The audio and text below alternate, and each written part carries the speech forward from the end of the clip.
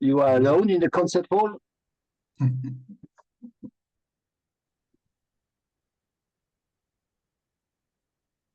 Something like that. Yes, that's right. It's a lecture room at the university. Oh. Okay. So you will give us a lecture? I don't think so. Not today. Not today. Okay. Maybe a different day. Okay. Okay. We're 1 minute after 1100 UTC. Good morning, good afternoon, good evening.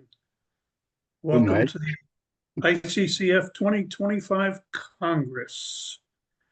I'm going to provide a few administrative notes, and then we'll turn it over to our president, Eric, for any introductory comments. I have the hammer. And then we'll get this going.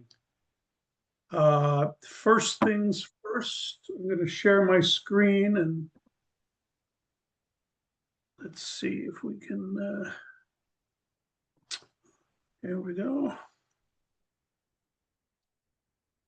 Okay, this is the agenda. Can everybody see it? Yep. Okay, great. So first of all, you all have a mute button. We can mute you, but I'd rather you just take care of it yourself. If you're not talking, please mute yourself and that'll eliminate any background information. I want to briefly discuss, I think almost all of you understand, but some of these proposals are in conflict with each other. And those are the ones that I've highlighted with a different color. And it basically means between one or more proposals, they conflict, can't do something and then undo something. So it becomes a conflict, and whichever proposal is identified as a conflict, whichever proposal gets the most votes will win that. I want to briefly, very briefly discuss, because there's nothing to do at this moment. We've had some issues with the Scotland Member Federation, who's been part of ICCF for a long time. In about the past 2.5 weeks, we've gone through probably 6 different member federation delegates for Scotland. So right now they're in a little bit of turmoil. They're looking for leadership and to get back together. So we're working with them on that. But there's a little bit of confusion and overlap.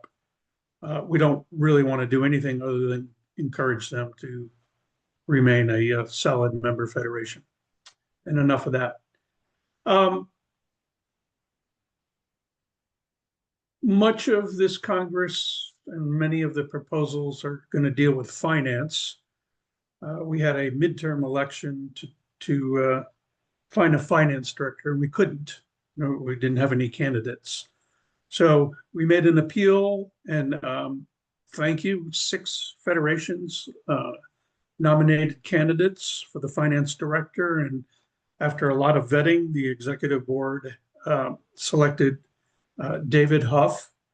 And I've sent bios out to everybody, so I don't need to reiterate, but David's in there, both hands and both feet, rapidly swimming and getting acclimated and working hard. And hopefully we'll see some great products pretty soon. David, do you want to say anything? Just a quick hello. Greetings to you all. I'm glad to be a part, and I'm getting my head and my arms around all the things that need to be done and taken care of. So thank you for your patience. You'll see some progress soon. Awesome. Thank you so much. I think that's all for administrative stuff. Oh, one last thing. We are scheduled for up to 4 hours today to hopefully get through everything. If we don't, then we're going to meet again tomorrow at 1100 UTC and finish it off. But if we're mindful of the time and respectful of each other, I think we can get through this with no problem. Okay, with that, I'm going to turn it over to Eric for any introductory comments and to kick off the Congress. So, hello, everybody. So welcome to this ICCF online Congress 2024. Unfortunately, we were not able to meet in person this year, but I'm looking forward to see all of you next year somewhere where the Congress will take place. I think that it was mentioned in the introduction mail that Michael has sent to all of you. We will not vote today. The vote will be online. Either you have already voted, but you still can vote for, I think, for approximately 2 weeks, something like that. It's still open for voting after the Congress. You may also change your mind and eventually change your casted vote. So that's the process that will take place. So through this afternoon here in Europe, or morning or evening elsewhere in the world, we'll go through the proposal, explain them, and of course there are answers and questions that will follow the presentation, and we can discuss about the votes, about the proposals, and get our answers to your questions. Or for those who have made proposals, those federations will also have the opportunity to explain why they have made this proposal. I think we can now switch to the first item of on the agenda of the Congress, which will deal with all the financial proposal. I don't know if I can share my slide, or if If not, I can bring it up for you and you can tell me. okay. I've If you made you can a do it, co-host, Eric, so you should be able to share screen Okay. That's share. okay, I can do it for him. okay. I will try. Okay, you're quicker than me. I'm not so very familiar. I have a new computer. The old one crashed 1 week ago, so I just got a new one. But still, a few things to understand on this new computer. Okay. So as Michael mentioned, the former finance director, Russell, resigned. I will not go for the details of his decision. He resigned before being able to complete the 2024 financing, accounting, and all the documents that we normally share at the Congress. So the figures which are here, except for the 2023, are the best I've guessed. Please apologize if in the coming weeks the figures will change a little bit for the 2024 accounts, because I'm not a professional accounting. I've done my best to provide you some figures, but they may be slightly different. I don't think that the idea will change. The basic message I want to the takeaway from that slide is that in 2023 we had about 30,000 euro deficit. In 2024, my guess playing with the figure is a deficit of about 20,000 euro, and I expect that 2025, as no I would say proposal have changed the finance rules, that we will have another deficit, probably of the same type of amount, around 20 kilo euro. So facing these figures, the executive board has worked and think on what needs to be done in order to restore, say, a situation where we will have a balanced account. That's the goal. To have a more, I'll say, better financial situation. And we have also to take into account that during these 3 years, we had no we had one major project, which was the implementation of the new rating system, which ended in these 3 years, but we have not launched, and in 2024 nor in 2025, any major project. So we have not spent any money on a major development project. We know that we have to do certain numbers of these improvements, especially we have identified with Austin that the website was, I'll say, a little bit outdated, and that we need to foresee in the coming probably couple of years a major work in that area to improve the website, which is our image to the for the chess players that want to join ICCF, to have a good image and say a modern image of ICCF. So that's something we have to implement in the coming years. There's no, I think, no question about it. But this means that we need financial resources to do that. That will not be for free, for sure. And we need to have this done by a professional, both designer and programmer, and that's not free. So we need to have a certain amount of budget for these activities. Maybe you can switch to the next slide. So basically, I've made also some forecast about what's the current situation in 2025 and next year if nothing has changed. So the income, we have a gross income of about 100,000 euros. So that's mainly coming from the tournament entry fees.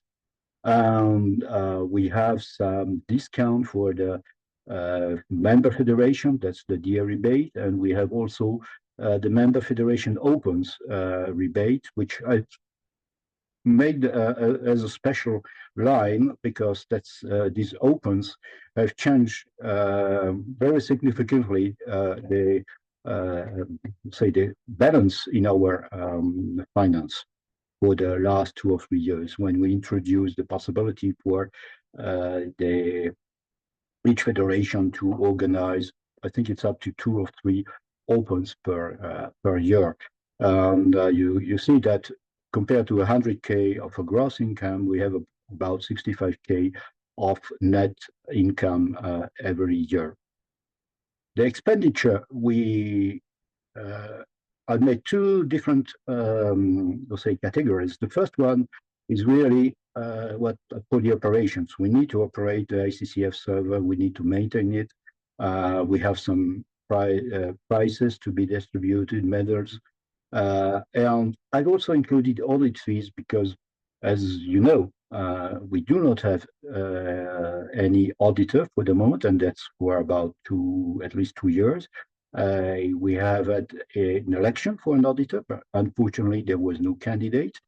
That's something that brings us in a situation which is, I would say, for our finance report that we have to present to the administration and also the bank, a little bit awkward. I mean, we are not in a very safe situation if we do not have an auditor for a couple of years. So we need one once we have first, and that will be the next work of David to bring us up to date with the P&L for 2024 and then 2025.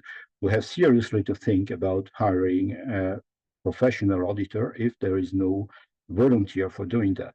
I don't think we can sustain the current situation, which is very dangerous with ICCF.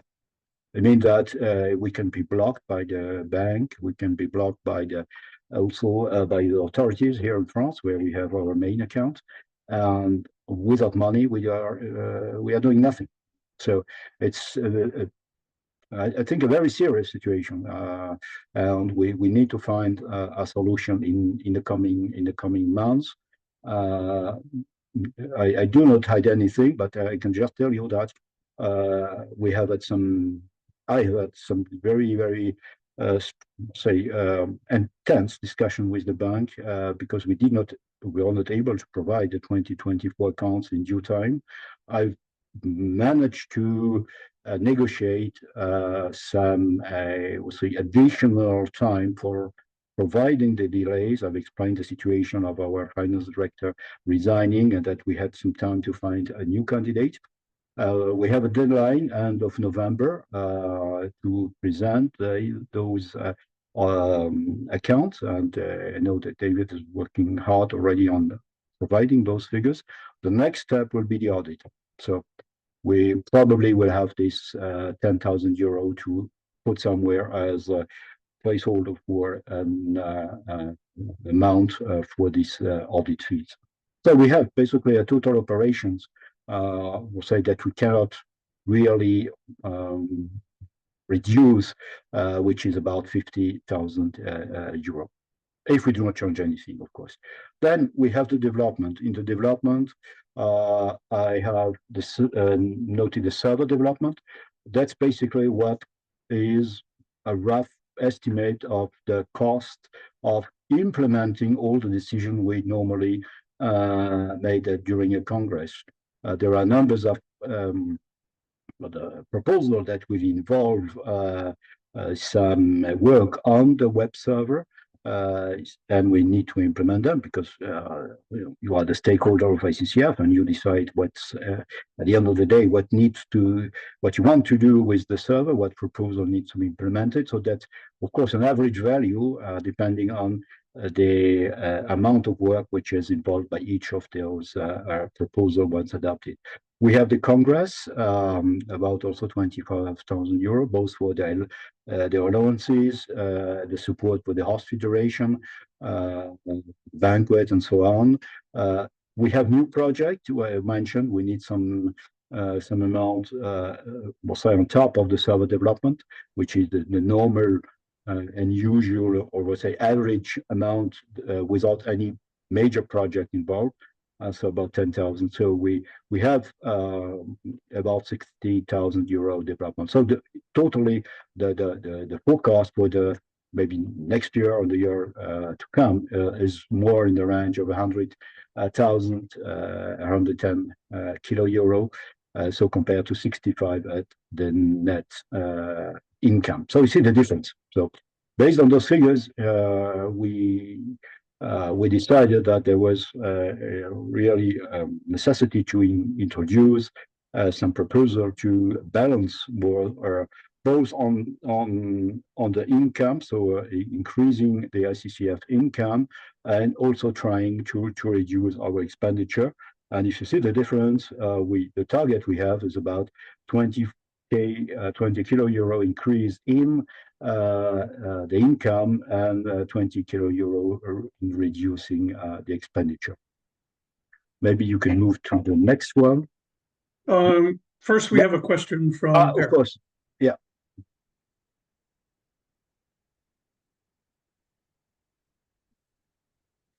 I cannot hear him. He's not talking yet.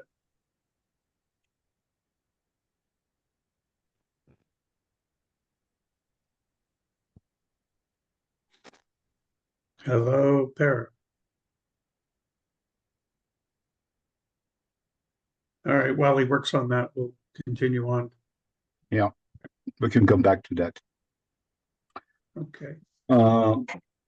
So that's just a recap of the figure I presented in the previous slide, and you see the proposal listed on the right of this chart, proposal 82, 83, and 84A, which proposal 82 is the suppression of the prize money for the ICCF tournament. So currently, you know that each say large World Cup, or say the Standard World Cup, the Veteran World Cup, the Web Chess Open, which is a yearly tournament, each of them.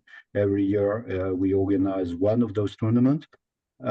Was or is, because that's still the case, includes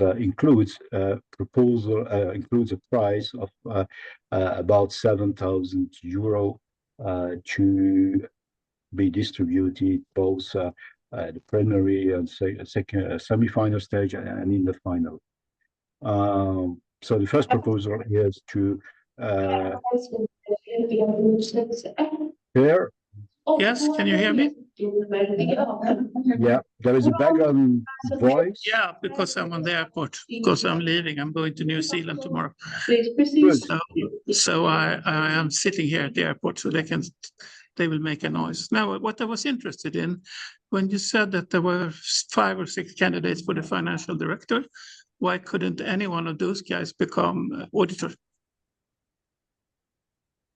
They did not at the moment. They did not propose themselves for auditor, but we still I think what we will do is again make say call for candidacy for the auditor, and hopefully someone will raise his hand and saying I'm candidate. We will do that.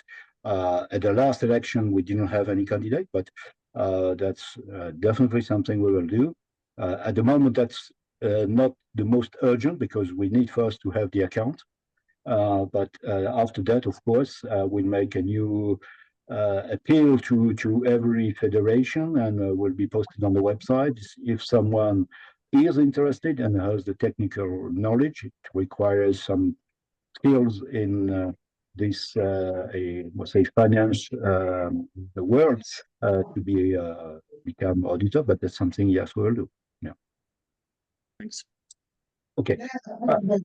So proposal 82, as you have seen, means the suppression of the price money. We have discussed with a number of people, and you have seen all the comments on the proposal.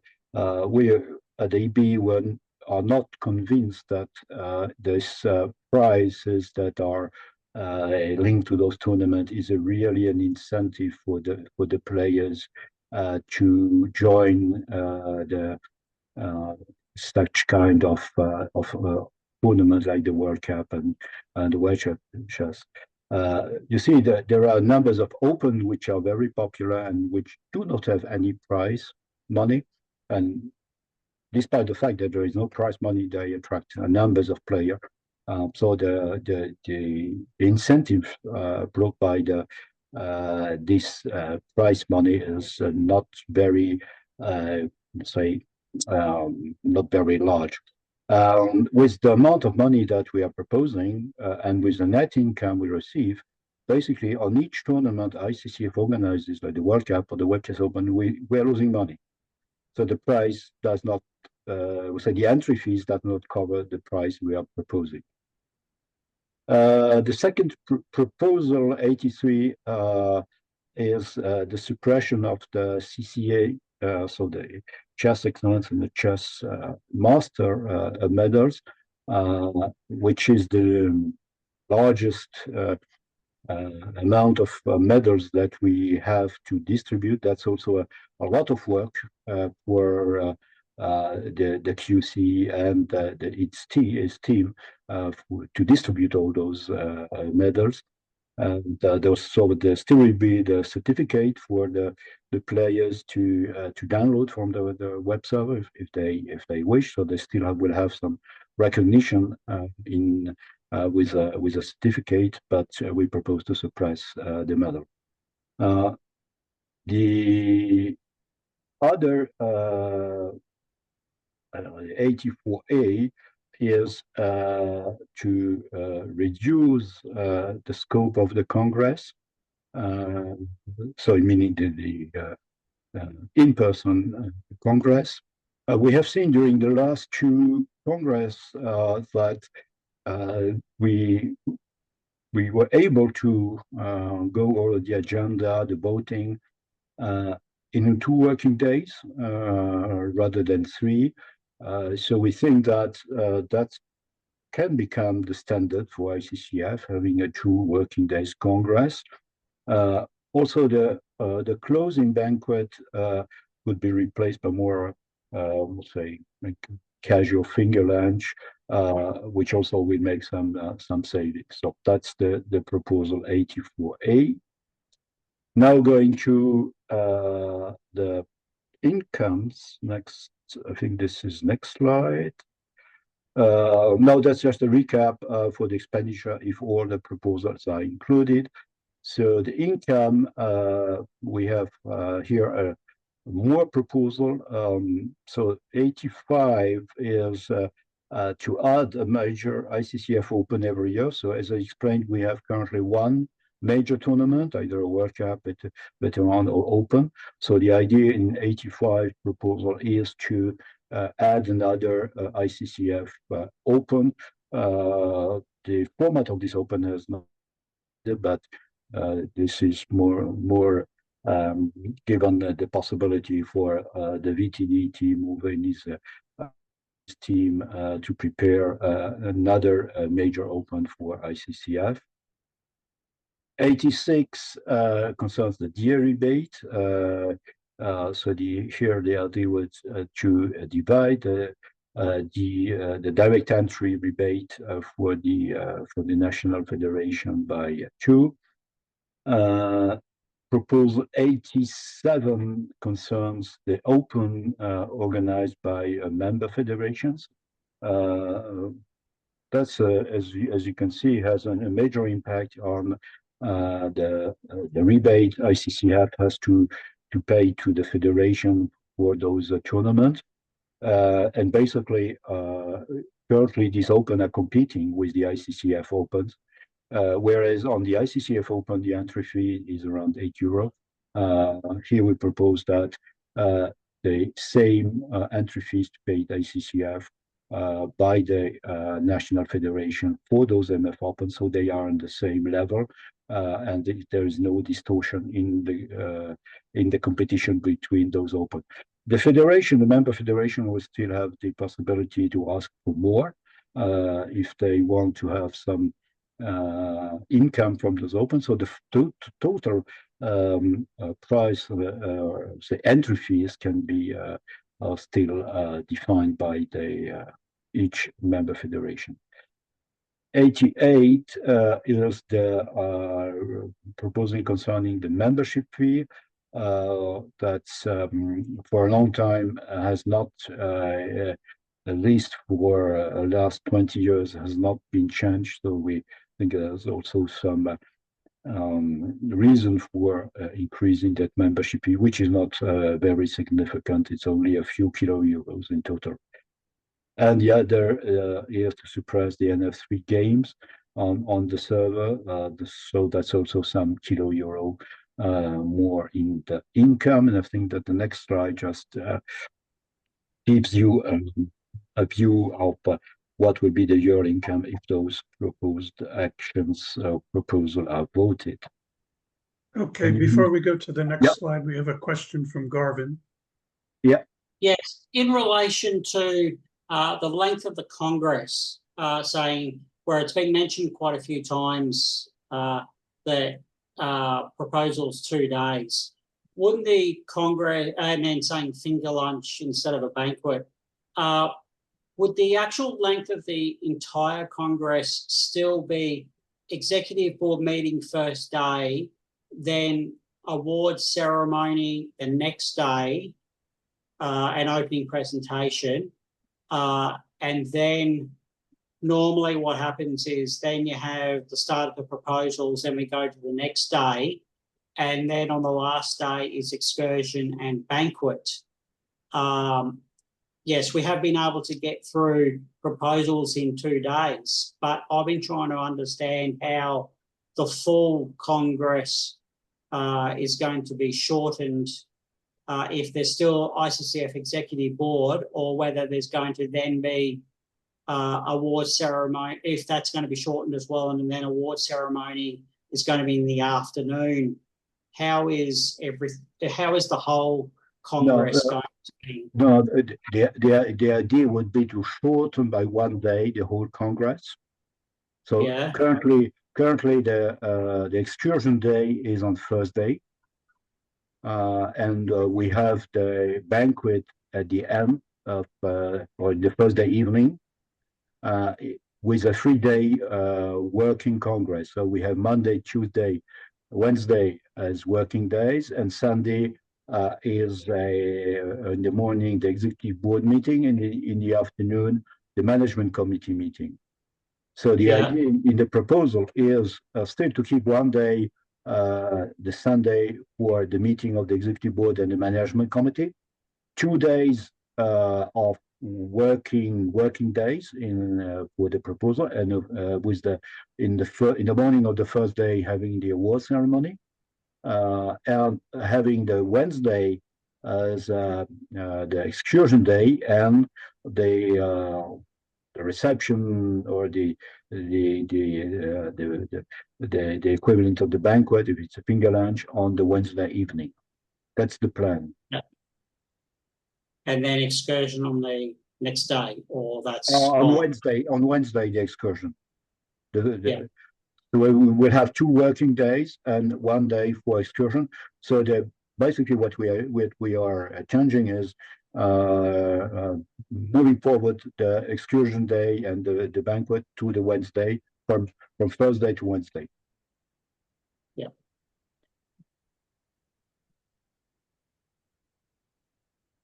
Is that good, Gordon? Okay, we have a question from Per.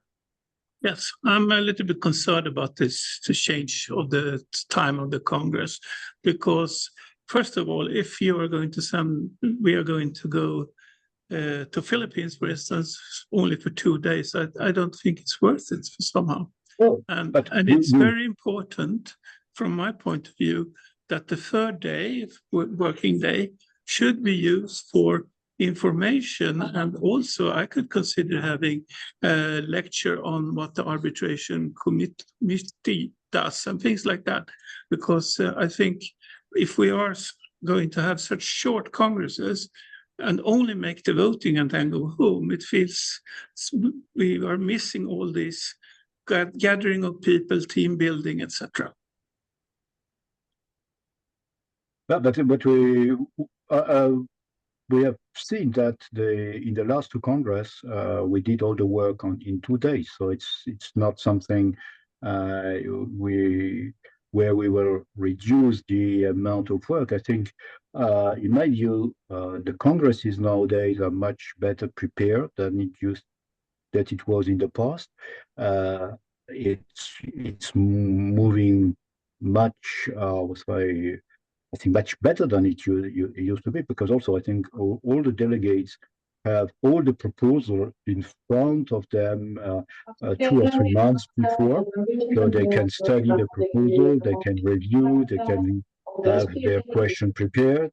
So we spend less time in explaining the things, and I think the delegates are much more prepared than in the past, where we discovered you and me were at congresses 25 years or 30 years ago, where basically we had many proposals revealed or discovered during the Congress itself, and then it takes a lot of time to understand what was behind and make the mind about how do I vote.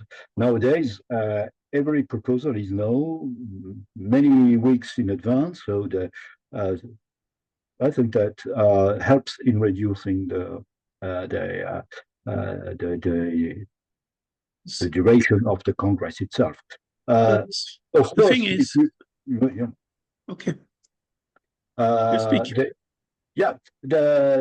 Of course, if we have a chance to go to Philippines, I will not go there for 2 days. I will stay longer, but ICCF will only pay for those 2 days, and then it's up to me to decide if I want to extend my stay to visit Philippines and take a week of holidays in a country, as I did when we visited Argentina or India or Australia. I even spent 3 weeks holidays in Australia. Of course, you do across the world and just for 2 days. But the question is, the cost of the Congress also is something that has increased over the year. the price of the accommodation has increased almost everywhere in the world. So also for the federation to book a Congress room for 3 days is significantly more expensive than booking the Congress room for 2 days. So also that will help a federation to support financially, and we know that it's a significant amount of time and money spent by the member federation in hosting a Congress. It's something we fully appreciate, and I think it can help to make the total Congress more affordable. But again, that's up to you to decide. But the idea is there that we have made we have taken what we have seen in the last two Congress, and having been able to work in 2 days, that's probably something we can have, I'll say, as a standard for the future. But that's the proposal. Another possibility, of course, would have been to have an in-person Congress every 2 days, in every other year only, as we have this year. But this year it was not our own decision. It was you know the situation. I will not come back to that. But we have discussed this internally in the EB to make a proposal to have a Congress every other year, which is what our statutes foresee. That's the minimum, of course, but we thought that having a personal meeting is something which is very valuable for the delegates, for the officials, but we have to face the current financial situations, and we have made a proposal to try to adapt the rules and the process of Congress and other items that I've explained in the proposal to the current situation, and try to make the best out of what could be done to have a more balanced budget for ICCF. So we didn't want to go to that situation to have a Congress every other year. We try to find a compromise, having some saving on the Congress, having savings elsewhere, to make still a Congress every year, and to also help by reducing the scope, also helping the federation, and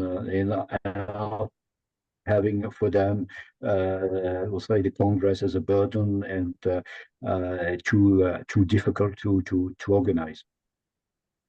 Still, the problem is that the big thing for an in-person Congress is that we sit down, we have a lot of experience from different federations, we have been working with correspondences for many years, and we can actually we can really use the time when we are there. So I don't think it's just about spending money. It is about co-working, get people to work in and discuss and learn from each other. Because if we are now having 2 days, we are not going to have a chance to do more than just the voting. And when we have counted the votes, that's all. And then I'm beginning to feel, should we have a Congress at all in that case? Even though I would be the first one to defend the Congress as much as I can. I got your point. I mean, it's for sure nice to meet. The only thing is that if we do not change the format of the Congress, we have to find some savings or some more income elsewhere. So we have to maybe do something about the server cost, which is the biggest cost. And that's why I proposed also to increase the fees of the players who use the server. Yeah, but okay. But that's another issue, maybe. Yeah, that's I fully agree that there is no one single answer to the current situation. The financial proposal, we could also have proposed to increase all the entry fees. Yes, there are many options, many possible options. At the end of the day, we have to find a compromise and find a reasonable balance between all the savings and all the expenditure we will have to face in the coming years. The server is costing a lot, both for maintenance and for development. But I think that's unfortunately not negotiable. We need a server. We need a server that works. So we need to have professional, say, person to work on that. No one has the time to do it, we'll say, as a volunteer, and we could not rely on a volunteer. We have to have someone or company, whatever, to guarantee that the server is maintained, is working 24 hours a day, 7 days per week, and that we develop it to still, we'll say, to stay alive. I mean, that's without a server that I do not say can compete with others, because we probably will never be able to compete with other servers, but at least makes it enjoyable for the player to play on ICCF.com. So we have no other choice for that. So we can increase the entry fees. We can review, I think, also the format of the Congress. I think there are ideas. That's all on the table, and as I say, it's up to you at the end to decide. And based on what you will decide, we will also have to probably review it. What will be the impact of what will be decided and what will not be decided on the future of ICCF.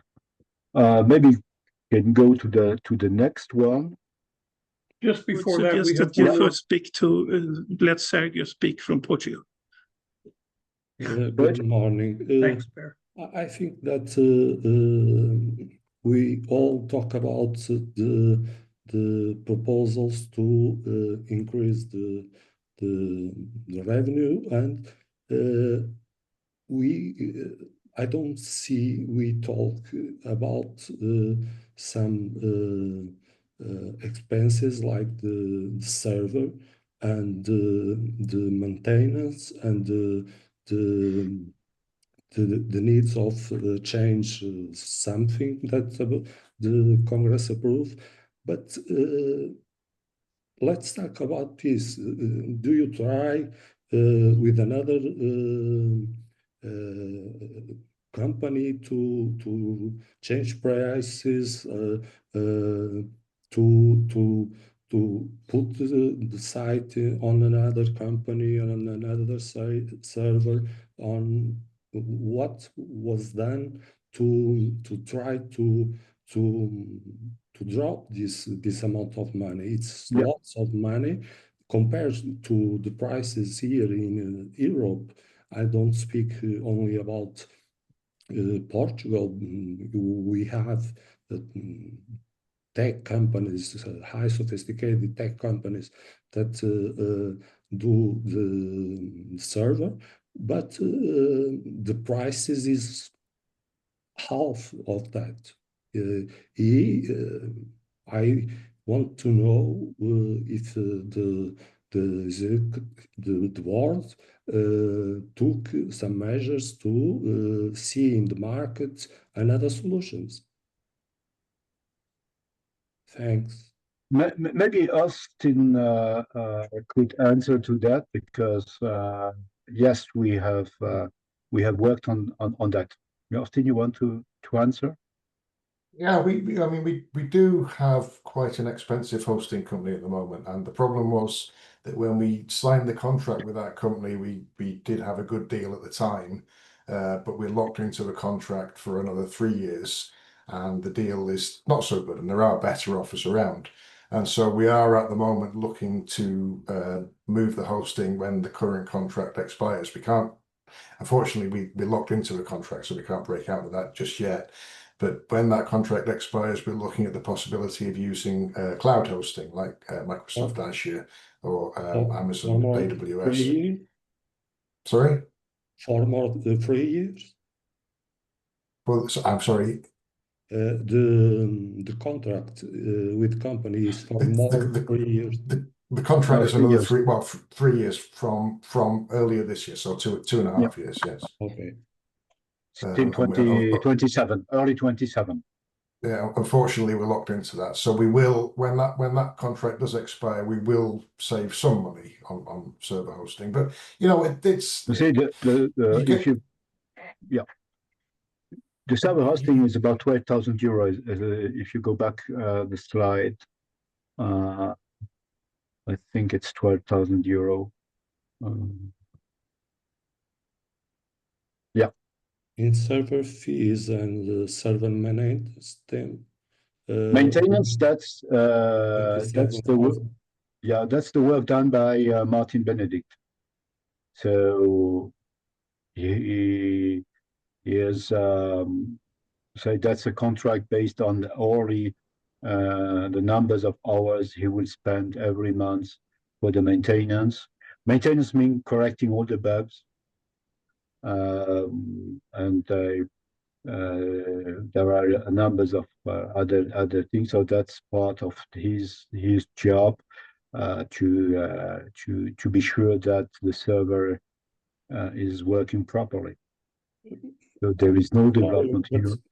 I'm sorry, but I can see the improvement of the site, the changes of the site. We don't do so many changes in the site in the past year. If you see that we have in financial problems back to 2 years, and in start of this year, 25, we signed the contract for more 3 years with the same company that pays this amount of money. I can see I am sorry to say that, but I can see a good gestion of the money, the financial money. I don't understand what you were. Sorry, my English, but I'm trying to say that I can see in the site changes that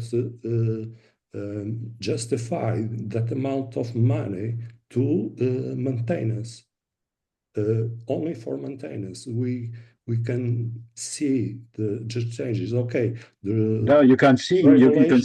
The regulations change. We have to put another file. Okay, we do that in our AML site of APCC. It's a easy task, not. And I know the market, and it's not so expensive to do that kind of things. But okay. I think it's a good point. You do not see the effect of the server maintenance because it's very efficient. There is no shutdown of the server. There are no problems with the server. It means that it's working well. And with contract, sorry to interrupt, but with contract, the main concern of the provider is to have the site always online, and this is not maintenance; it's obligation of the servers. Maybe Austin, you can explain better than me what Martin is doing in the maintenance activities. So the contract I talked about was with the hosting company, and that doesn't include that includes hardware maintenance and keeping the physical server online. The contract we have with Martin, which isn't a 3-year contract, we only have a 1-year contract with Martin, is the software maintenance, bug fixes, making sure that all the configuration is correct, responding to a big part of it is responding to mistakes made by tournament directors and tournament organizers who tend to screw things up occasionally. So we do making sure backups are done, making sure backups are kept safely, making sure backups are available, making sure that we can bring the site back online if there's a catastrophe, all the things that one would do normally with any kind of commercial server. So that's what maintenance includes, and that's not the 3-year contract. That's a 1 year. In fact, I used to do a lot of that myself as a volunteer. That's one of the reasons why the cost has gone up quite considerably, because I no longer have the time to do it myself as a volunteer. So now we pay Martin to do many of the jobs that I used to do as a volunteer. If there's another volunteer who wishes to come along, we can save some money that way. But, you know, I keep asking for somebody to come and take over this job and nobody ever steps forward. So I'm in the Hotel California here, keeping things running. Okay. Okay, I'm sorry, let's try to move on a little bit here. Garvin, quick question, and then let's move on. No, it's not a question. It's a point, what I think is quite an important point in relation to this for Austin. This revelation, it's a revelation to me. It's new information, but I think it's probably new information to a lot of the delegates and to how they might vote on some of these matters. To hear that there's a 3-year contract and a 1-year contract that's been signed would actually be important information to put up in the actual discussions of the proposals, because there is, even just in here, quite a bit of discussion about how much is being paid out in regard to these server costs. But if there's actually been a contract signed for the next 3 years to certain parts and 1 year for other parts, then those costs are fixed, or they're going to go up with inflation in time. So people focusing on let's reduce this, like there was a comment just recently from India about if it went to India, it could be reduced. But if it's a contract already signed, then those costs are fixed. And so that kind of would be important information for people to actually know that these costs are fixed. And it's saying, oh yes, we should reduce these. Well, they're baked in. It's a mute discussion. No, it's not. It's definitely not a mute discussion, because the main expenditure are with Martin contract, and I only make a contract with Martin on a yearly basis for the 2026. At the end of this year, we can change, work with someone else. And I think a few years ago, India had made a proposal for doing this work. We just have to be sure that anyone who will take this job will be able to do it, and will prove to be as efficient as Martin is doing. I must also say that the hourly is not working on a fixed contract. He's working on with an hourly rate, and every month he produces a statement with the numbers of hours he has spent. This is checked by Austin. I also review it. So before paying, we have a review on what is foreseen.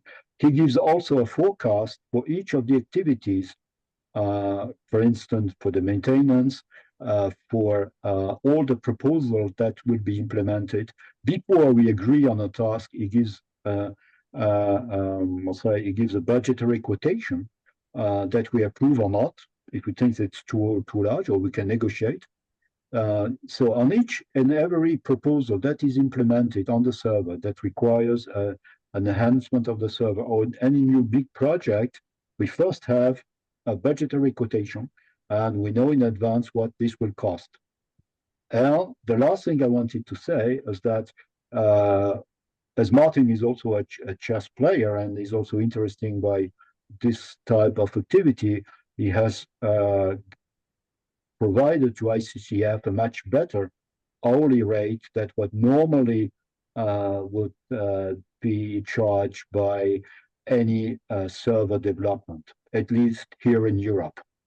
It's much less expensive than another professional company. And I know this from my own professional activity. So we have a fairly reasonable and say a price that is not what normally any other company or developing company in software would charge in Europe. Of course, there are lower cost region in the world that could maybe take this into account, but again, there is a risk involved in that, and we have to be very careful if we want to change this. Martin has been working with ICCF since the very beginning of the server in 2003 and 2004. I was there and was already discussing with Martin about the server at the 20 years ago, and he has continuously worked with ICCF over these 2 decades. So it would be a very, I think,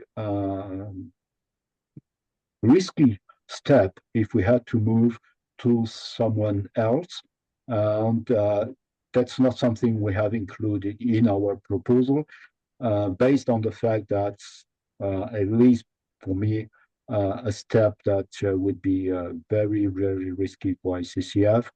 Just can imagine what would happen if we had the server down for several days. That could be a major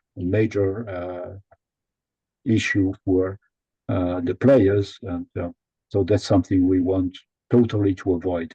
But again, we only commit for a year contract, and so every year this can be rediscussed, renegotiated.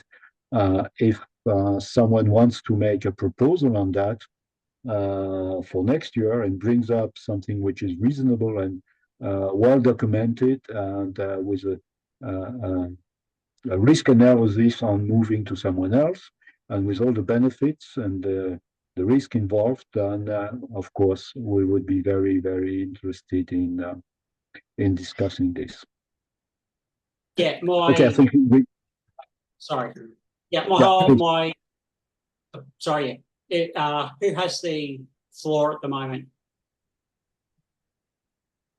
Eric was speaking. I don't want to speak over top of the president. But I'll just finish. Okay, I'll just finish my point. My point was just simply that this information, that there is contracts in place either for 3 years or 1 year in certain parts, would be very helpful information to be put to tell to the delegates when they're voting on some of these items, because there is quite a lot of discussion and focus on them. That was it. I wasn't proposing that, especially with this information, that they be changed. It was just solely that some of this is new information even to myself, and would be very helpful for everybody else to know that these contracts are in place. They can be, the 1 year contract can be reviewed next year, but it is in place. If I could add to the discussion as well, that we're not comparing apples and oranges here.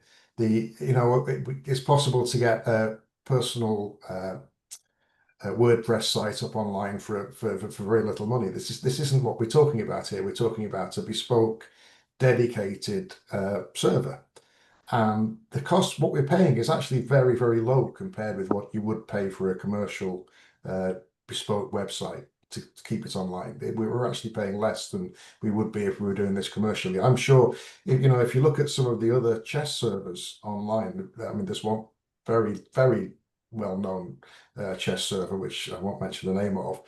Our budget's probably less than 1% of their budget. I would imagine, even 0.1% of what they spend on development and hosting. But I don't know what they spend, but I would suggest that that's probably what we spend. Mm-hmm. No, the contracts are in place with all the major, we'll say, third party from ICCF. So we have, and that's a requirement. We cannot just use a professional developer or company without having a contract with them, because they need to be paid and they need to invoice. So we need to have a clear financial relationship with those companies. We cannot just do it without any contract. So that's just normal business.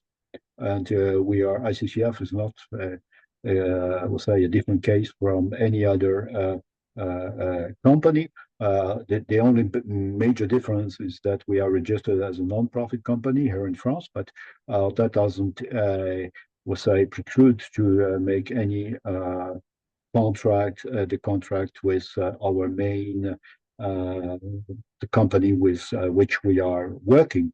So the format of the contract and the length of the contract can be different from one company to another, but every, we'll say, third party company with which we are working requires a contract which has to be, say, agreed, signed, and renewed on say, either yearly or 2-yearly or 3-yearly basis. So that's just normal business. We are not different from any other, say, companies. And that's why we need also to have accounts which are edited, and we need also accounts which are audited, because we have also to provide those information to both the bank which is hosting, and which requires that we provide them the necessary information, also the administration for all the taxes and everything. So we need to have this in place.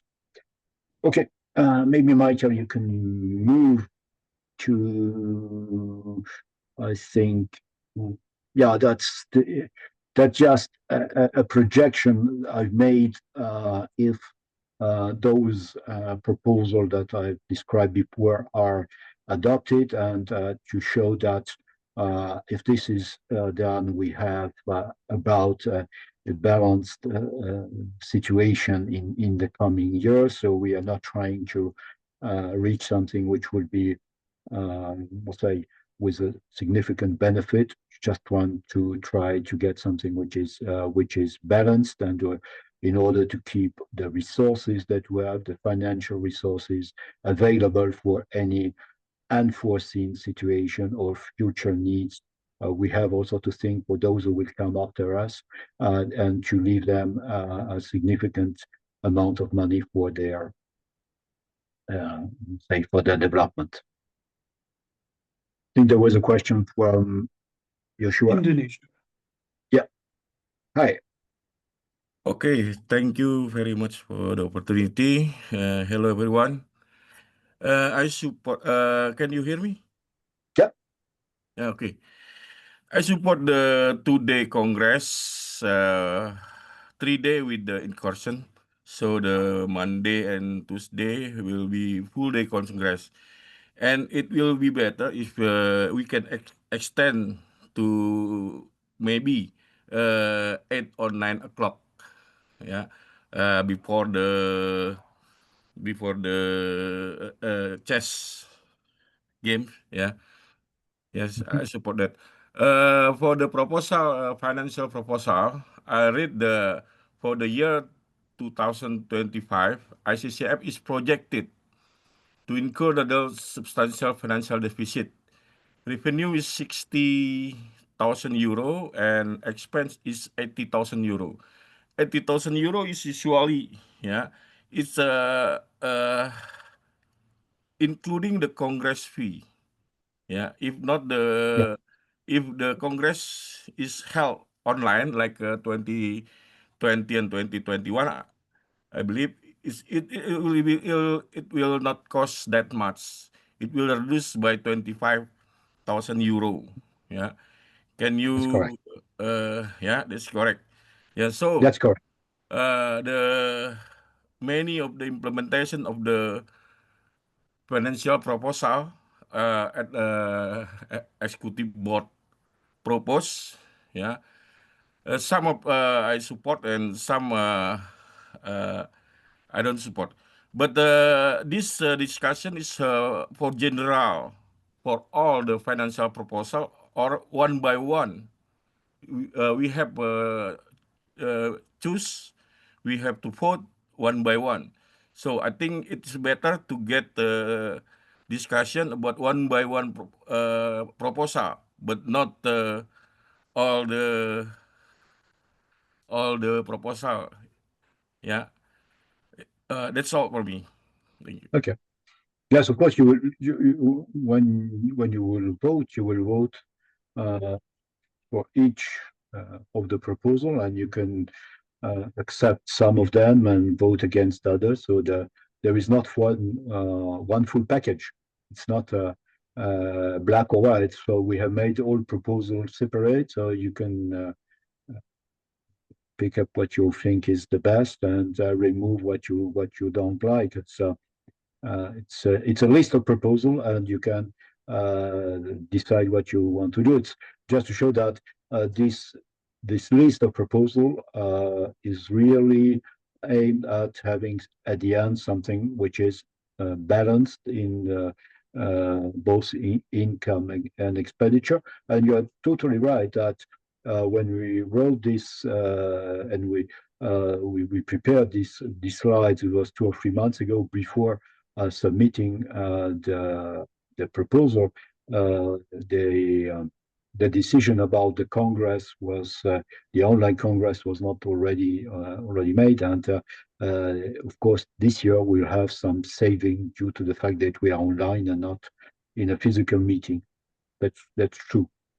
Yeah, I know the proposal is one by one will be put individually, but the discussion, because some of the proposal item, yeah, I will need some clarification about that. So it's better to get discussion about the one by one proposal, not the complete package.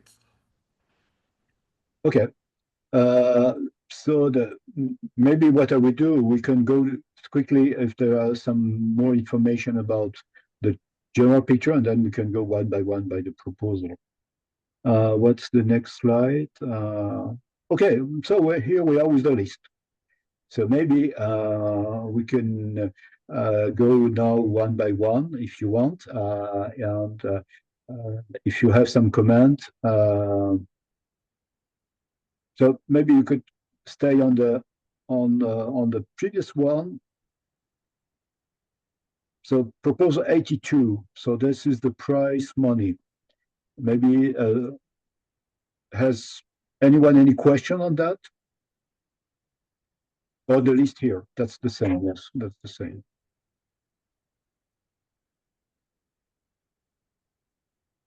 If you have any question, it's now time to ask. No question? I don't see any hand. Sergio.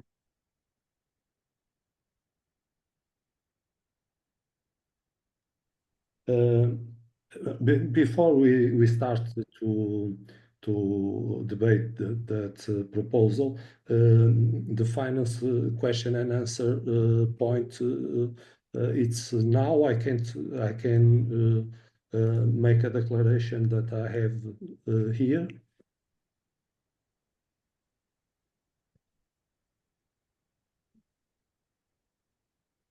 Yes. Yeah, go on. Okay. Dear President, dear General Secretary, dear ICCF Congress delegate, my name is Sérgio Martins and I speak in behalf of the Portuguese Correspondents Chess Federation.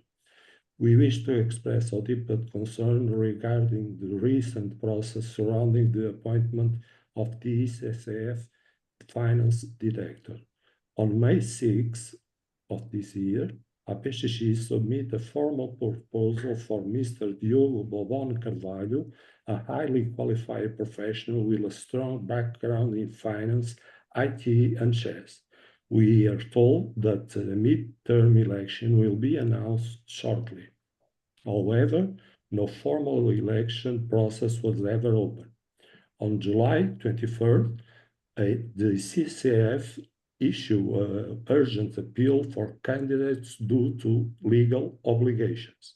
We respond promptly with a detailed letter of recommendation on July 25th. Despite this, our submission was never publicly acknowledged and no follow-up was made. Then, on August 31st, the ICCF announced the appointment of Mr. David Huff, stating no candidates came forward during the midterm election. This is factually incorrect. IPCCs did not submit a candidate, and we find it deeply troubling that this was disregarded. We do not question Mr. Huff's qualification, of course. However, we do question the transparency and fairness of the process. The ICCF voting regulations and electoral procedures must be respected by all federations, regardless of the size, deserve equal treatment and recognition. We asked the executive board to clarify why the midterm election was never formally open, why our candidate was not acknowledged or considered, what measures will be taken to ensure future processes are transparent and inclusive. IPCC remains committed with the ICCF and its values, but commitment must be mutual. We believe in the federation and merit, fairness, and respect guide our decisions. Thank you for your attention. Thank you, Sergio, for this this comment, and it's an opportunity, yes, for me to explain the process. After the resignation of Russell as finance director, there was a call for election, midterm election. I think Michael can give the dates precisely when those call for action was made. Unfortunately, there was no candidate for this call after this call for action. In this case, if you look at the statutes, it's up to the executive board to nominate, to appoint someone without having to go for election. The federation had the chance to nominate candidate, go for a vote, but unfortunately, there was no candidate. So the executive board took the decision to appoint someone because it's necessary that we have a finance director on board. We cannot live without a finance director. And this is then, according to the statutes, a decision of the executive board. We have asked if there were some, not candidate, but people that would be known by the federation that would be interested in doing those and taking this responsibility as finance director. It's true that we have received, I think, 6 names. Yes, Michael is correct. I have the right number. So we have received 6, it's not nomination, but names suggested by the different federation. We have also, we'll say, amongst the executive board and looked at if we had some person that would be qualified for doing that. Then we have reviewed those candidates based on their background. There have been very good candidates, yes. And we have made the choice and we have announced the nomination. So I'm convinced that we have followed the ICCF rules as they are written in the statutes and written in the electoral procedures. In the case there is no nomination, no candidate for an election, the statutes foresee that it is the EB which is empowered to nominate someone to fill in the position. So I'm really sure that we have followed the rules, and there was no we'll say, shortcut in this decision. We have followed the process according to our rules. So maybe you didn't notice or didn't remind that there was a call for election, but we can give you all the details if you want about this call for election that was sent out by Michael to all federations with the deadlines for nomination, and we strictly followed the rules. Sieper wants to say something. Yes, do you hear me? Yeah. Yes, I just want to say that in this situation with that these savings are going to be used on the member federation a lot, because that's I'm against, because it shouldn't move the financial problem from ICCF to the federations, because the federations will be in trouble. And I'm also very sorry because I have to leave you now, as I am having to board my plane. Have a good flight. Have a good flight and a safe flight. Yeah. And if it's possible, I will return when I am settled in the plane. Enjoy the Congress and hope to see you soon. Bye. Thank you. Bye. Bye. Bye. Good flight. Yeah, have a safe flight. Okay, if you allow me to say one more things. Yeah. We have one name. That's okay if the executive board decision is not the best candidate and have another one. Okay, this is a decision that the executive board have to make, and we have to respect, and it is the regulations of ICCF. But the question is, and of course, I look for the emails and the communications with Mr.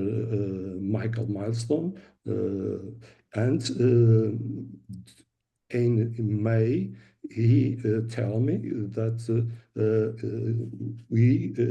ICCF would open the midterm elections for financial director, and that email never came, and I looked for that and never came, because we are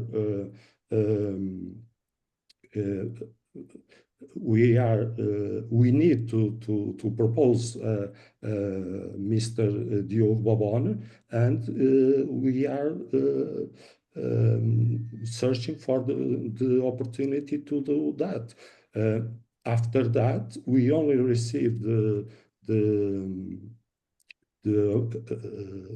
email for the nomination for and we send Mr. Diogo Bobone, and of course the executive board make choose. Okay, that's okay. But before that, the midterm election for financial director, I don't have that information.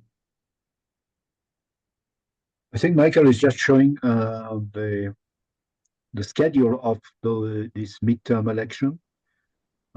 So there was an email sent to all delegates on May 12th.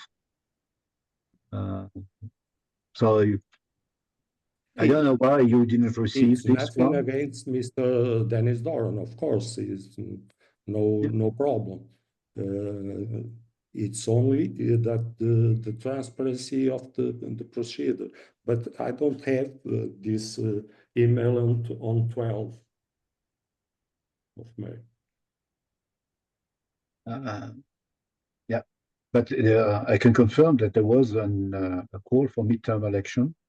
Okay. There was no candidate, no nomination received for the election, and that's why we have then gone through this process of a nomination by the EB.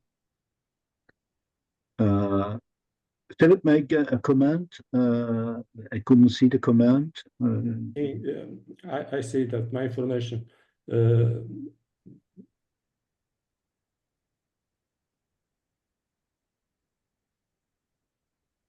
I'm sorry, what was the concern? The comments that are in the chat. I think Philip's saying that there was a message on the website. But Philip, correct that is Congress call. No, there wasn't. I thought I saw it, but there was a call for Congress, please, Okay. not for the officers. So Yeah. sorry, Now, sorry. generally, the process is to send the call for action to the delegates. So I can check that as I'm the delegate for France, that I receive this call for election, and I think that everyone else should have received also this call for election. I don't. Okay, I'll follow up later and verify everything. Let's move on with the agenda. Okay. So on the finance proposal, are there any further comments that anyone wants to ask a question?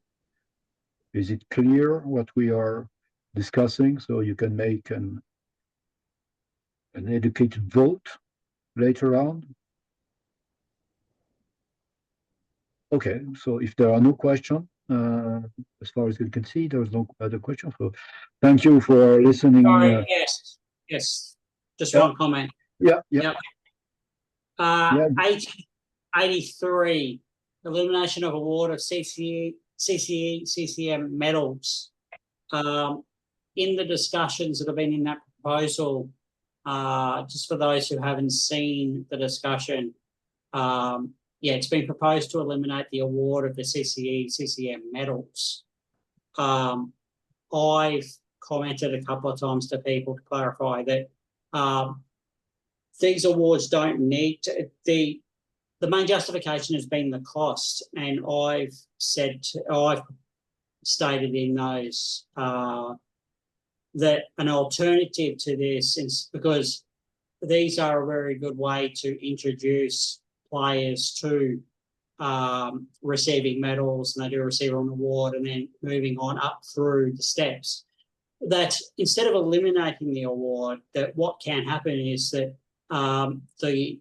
if the federation wants to receive the medal for the player, that the federation can be told how much the medal is going to cost, and the cost is passed on to the federation for them to pay. So the costs can actually be cost neutral rather than eliminating the medal entirely. I don't see why it needs to be eliminated. That's my feedback to everybody. Okay.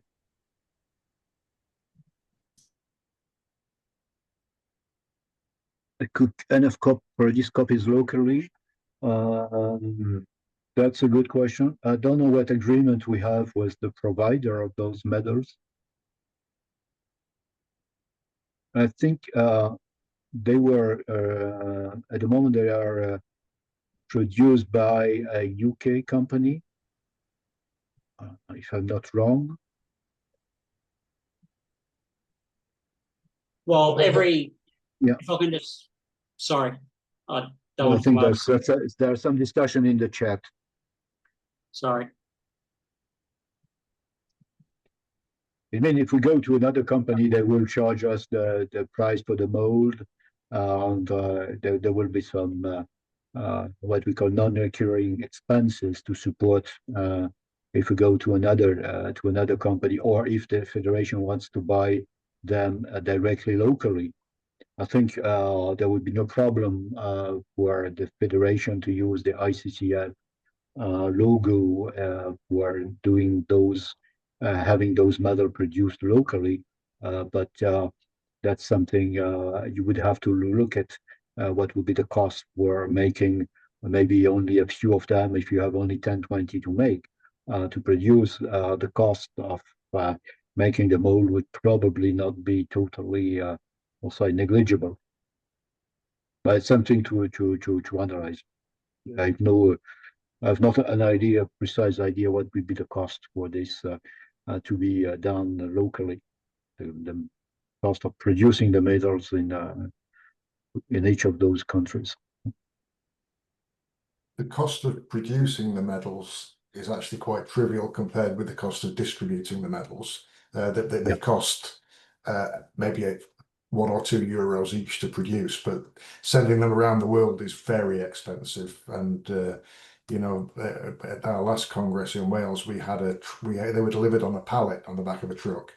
Now, if we'd had a Congress in the Philippines, it would have cost tens, if not hundreds of thousands of euros to send them to the Philippines, medals with a value of a few €100s.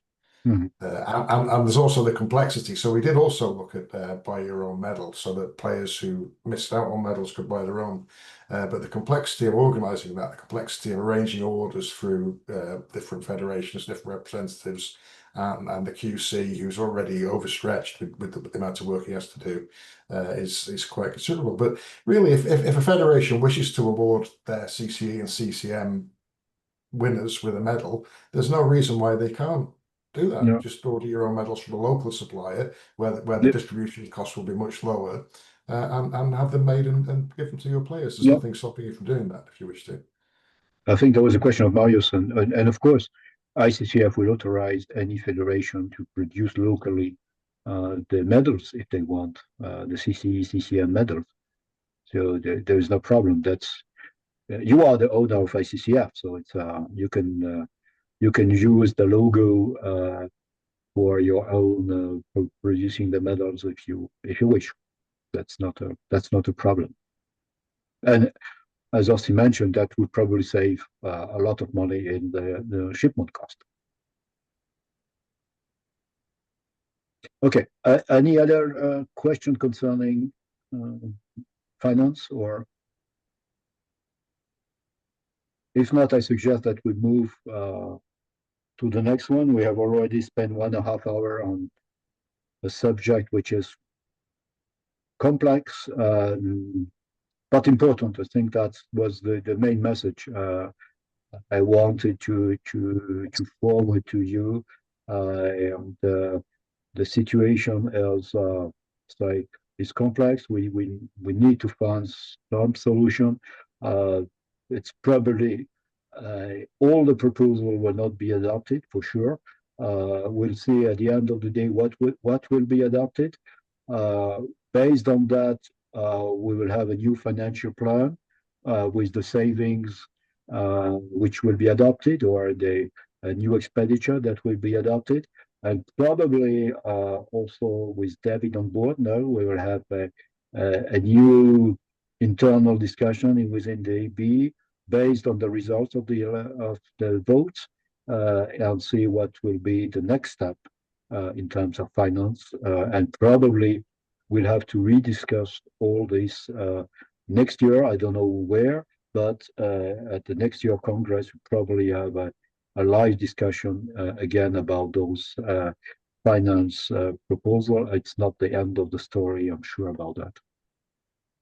Bobby? Yeah.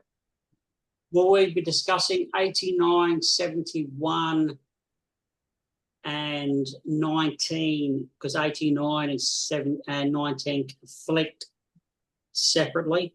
Oh, well, because they've all now been marked as yellow, but 89, 71, and 19, 89 and 19 conflict, and 71 is from Netherlands. So do you have anything to add? Not me, but it's from Netherlands, so I thought they would be the first to speak. Is there someone who's a delegate of the Netherlands in the room? No, I can't see him. So I think we cannot discuss about a proposal of the federation. Which Joop is here. Yes, I am always here. Okay, nice to meet you. Hello, how are you? Yeah, fine. Do you have anything to add to proposal No. 71? Want No. to say something? No. Okay, moving on.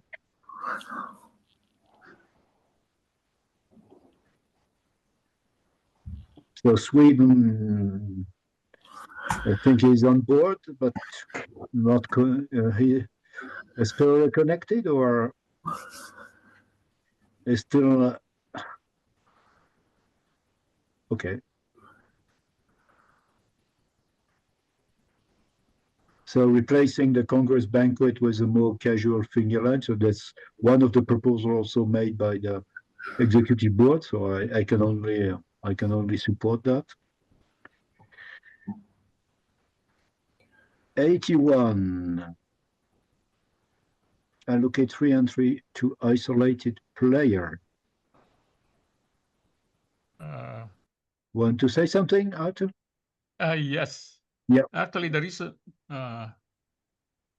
reason why I proposed this free free entries to isolated players, is that because some of them would come to me and said, "Can I play?" And especially those isolated players from Russia and Belarus, they are not able to, because of the financial sanctions, they're not able to play. So I said, okay, I don't have any means to do that, but let me see if I can propose something that maybe I can select isolated players, not only from Belarus or Russia, but some others who are not financially, capable to pay or to play. And some others had that intent to play, and they said, there's no free games for isolated players for now, so that's the reason why I proposed this free entries for isolated.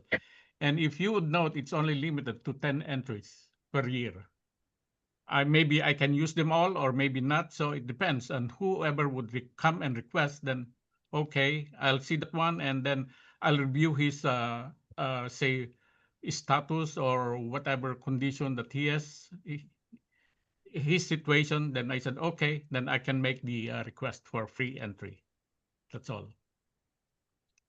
I see. Sorry, I didn't notice who raised the hand first. So Joshua, please go on. Okay, thank you, Eric. Like to get clarification about proposal 89. Member federation, free games on the server. So right now we have with the deleted statement, 300 games are free for member federation only. So if the proposal is approved, if passed, the national federations did not have any free games like we conduct a national tournament, so we should pay. That's so this is the delete of the 300 game free for member federation. I think it's better to reduce from 300 to 100 or 50 games. I need to clarification about this proposal. But yes, I think you get the idea. It is to remove those free entries, and they will be charged as all the others games and tournaments that a federation is running on the server. Of course, we could have decided to put another, say, reducing it to 200 or 100 or 50. We have just made these proposals and not to make several, say, proposal with different thresholds of numbers of games, numbers of free games.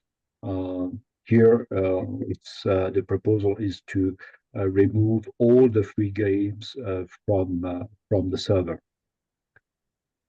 Okay, thank you for clarification. I think Dennis has raised his hand. Garvin was ahead of me. Yeah, we can hear you. Yeah, my comment is actually regarding 84C. So if the other comments are in regards to 89 and 81, I will wait to come back to 84C.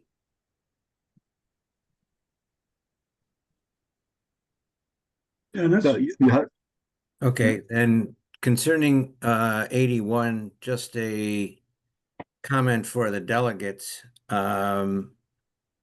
There are numerous proposals, and this is the first one where I did a clarification with the author of a proposal that's in the comments section. And for me, coming at this from a rules perspective, on all of these, not just this one, when it's a clarification of what the person intended, that is still part of the proposal, what gets voted on. It's not something I consider new piece of information that would change the proposal, just a clarification.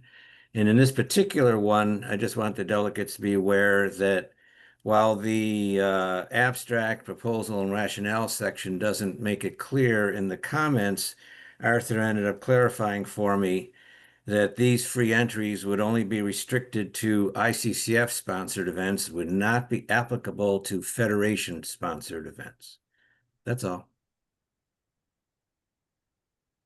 Thanks, Dennis, for that clarification.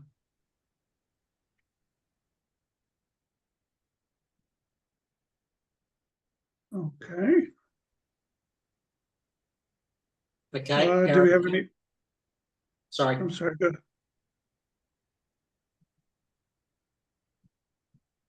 So do we have any further conversation on proposal 81?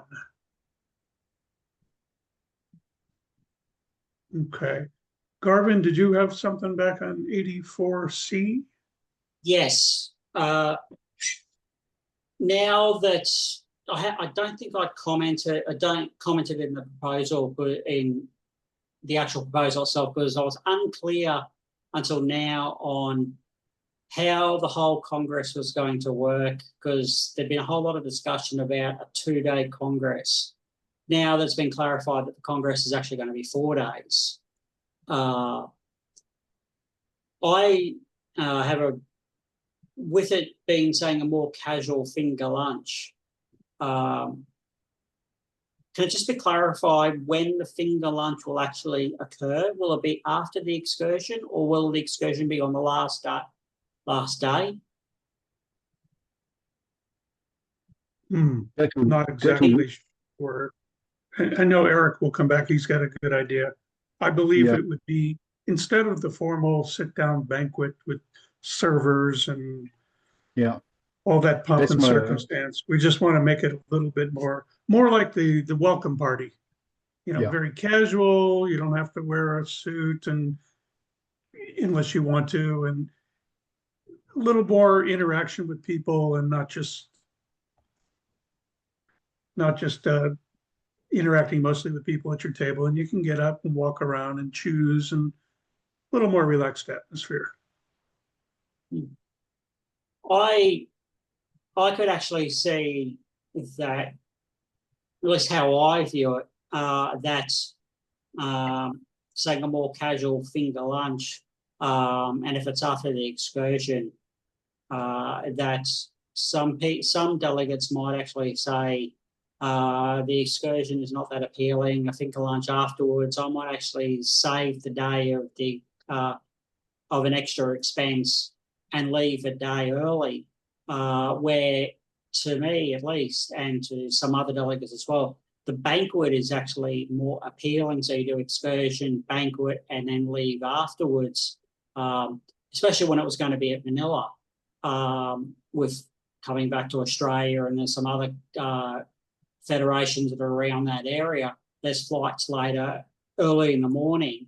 Having a finger lunch, probably better just to save the day and miss the excursion if it's not that appealing, and then miss a finger lunch and then go home. So while it seems like it might save some costs, that it might mean that some federation national delegates might decide, I'll miss the excursion, miss the finger lunch, and go home early. So I think it has some negatives, not just positives, in terms of the actual interactions of people staying for the whole entire Congress.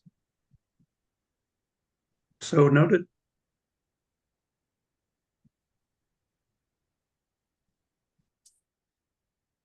Okay, let's move on. Any comments on 080?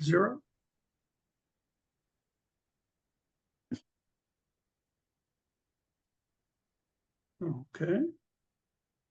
Proposal by Sweden 090, increase the start fee by 50% in ICCF tournaments. Our rating director, rules director, let's put it, Dennis, go ahead, please. Again, there is something for people to note in the delegates to note in terms of understanding the proposal. In the comments section, there were some corrections, just factual corrections, and Per agreed that, yeah, there were some changes that occurred, technicalities. And anyway, so if you're looking for the specific numbers that you'd be voting on as a collective package for this proposal, please make sure that you read the comments section.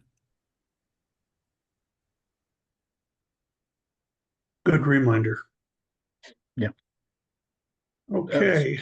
I would say that's true for all the proposals. I expect that you read the commands which are giving very valuable insight in the proposal itself. That's very. I encourage everyone to go through the commands and read them carefully before casting your vote. Okay. And the last two in this section are from the Netherlands, generating revenue by sponsoring and donations. And as just noted, there are some excellent comments in the proposals on both of these. Yeah. Does anybody have any comments or questions on 91 or 92?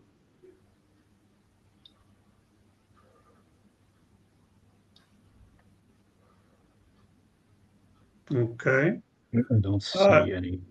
Eric, do you want to continue or take a quick break now before going into the tournaments? Yeah, I think we could at least I will have a cup of coffee.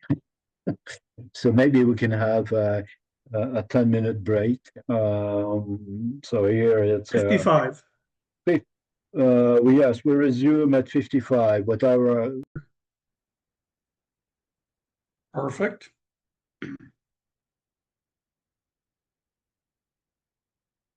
I guess we'll go back to sharing.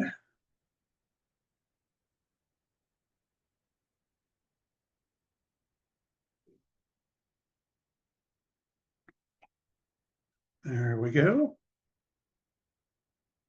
These two are taken care of. We're now in the tournament section. Let's see. Is our world tournament director on?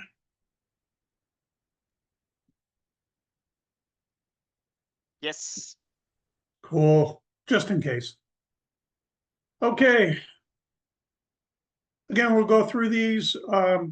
It's not necessary at all times to comment on every proposal, just if you're seeking clarification or further conversations to aid you in deciding how to vote. So we have first two are by our Cuban member federation, 2025-030, organization of a new Chess 960 event. Any comments or questions?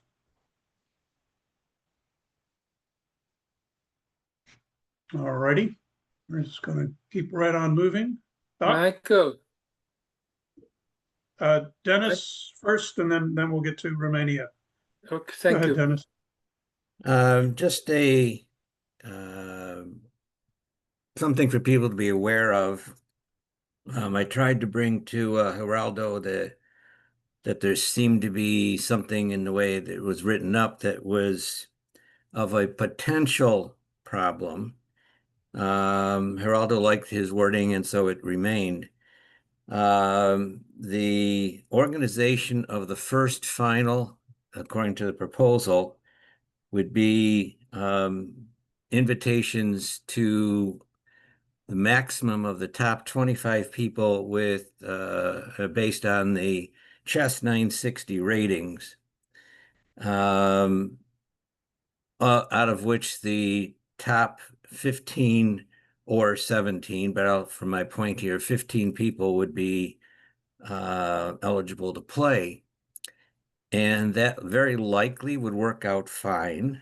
And so I'm not trying to make a big point here, but there is a possibility that more than 10 people will say no, thank you, in which case 15 people will not be arranged, will not be available out of the top 25. In which case there will, by the way the wording of this goes, there can't be a final. The wording was that it had to be 15 or 17 people out of the top 25. So do I think that's likely? No, I don't think that's a likely problem. At the same time, I just want people to be aware that the way the wording goes, it's not automatic that it'll happen. I'm done.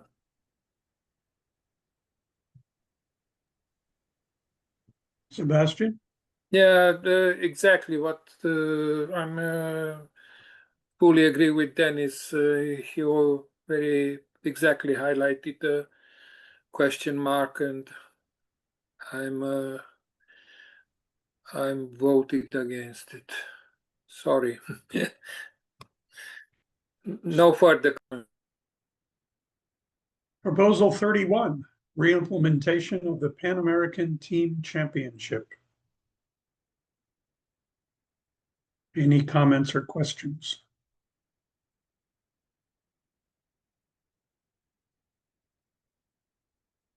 All righty. Yes, Dennis. It takes me a moment to get to the raise my hand, but for these, you can expect I'm mostly going to have a quick comment in this section. There was a conversation in the end of the comments about how isolated players might be paid for, and that never really got addressed. There was a suggestion made that the money would go through a member federation. That isn't allowed at this point. So I'm just letting people know that there's an open issue about whether or not isolated players would actually be eligible in terms of being able to deal with the payment. Additionally, again, in the comments, there's something different from the upper part of the proposal, that it wouldn't be a duration of 700 days, it'd be a duration of 650. That's all. Okay, thanks. Garvin? The comment I made early on regarding this event was I had raised a query regarding, did this event need to be made as a proposal as an official, like it was asking for official ICCF status, when from my view it could be run by the organizer by themselves rather than giving an official ICCF title. And that, to me, if I go back, trying to go back to my actual comment, this is proposal 50, isn't it? Proposal 31. I didn't think it. Yeah, that's right off the top set there. Comment from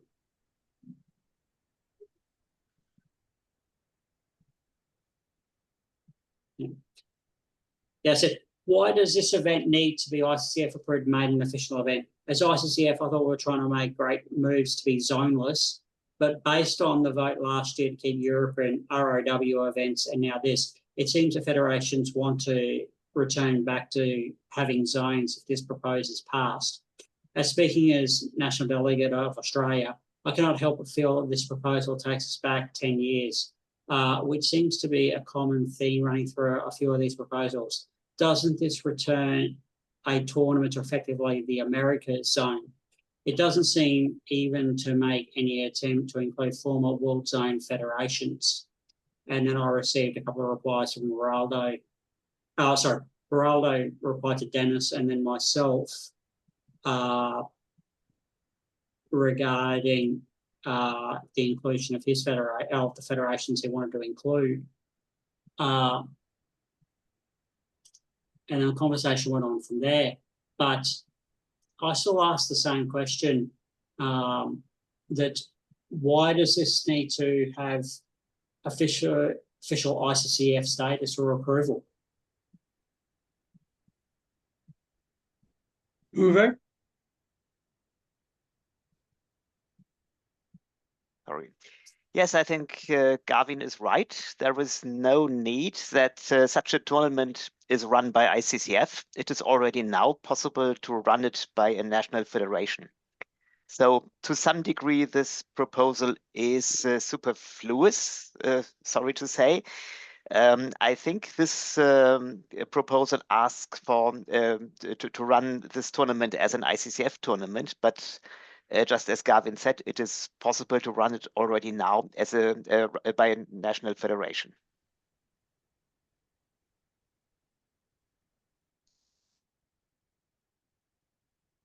Good. Okay. Yeah. Oh, sorry. Dennis is first. Sorry. I do have a question in that. If a federation were to run this, I'm not sure in what appropriate format it would be. We have the options of an open, an invitational, or a regional. An open would make it open to anyone, so it would go beyond what's typically thought of potentially as Pan-American. It would be worldwide. If it were selected countries, then it would be a regional, but you need each of those countries to sign on to the sponsorship of it. If it's an invitational, which is definitely possible, then the organizers wouldn't be, I'm not even sure how you do an invitational that's a team event. Invitational typically means you have to contact the national director to come up with something. Maybe that'd be the way it would happen. So I'm in part thinking out loud. So I guess it would involve a federation taking the responsibility to organize an invitational and being selective as to which countries are involved. I'm done.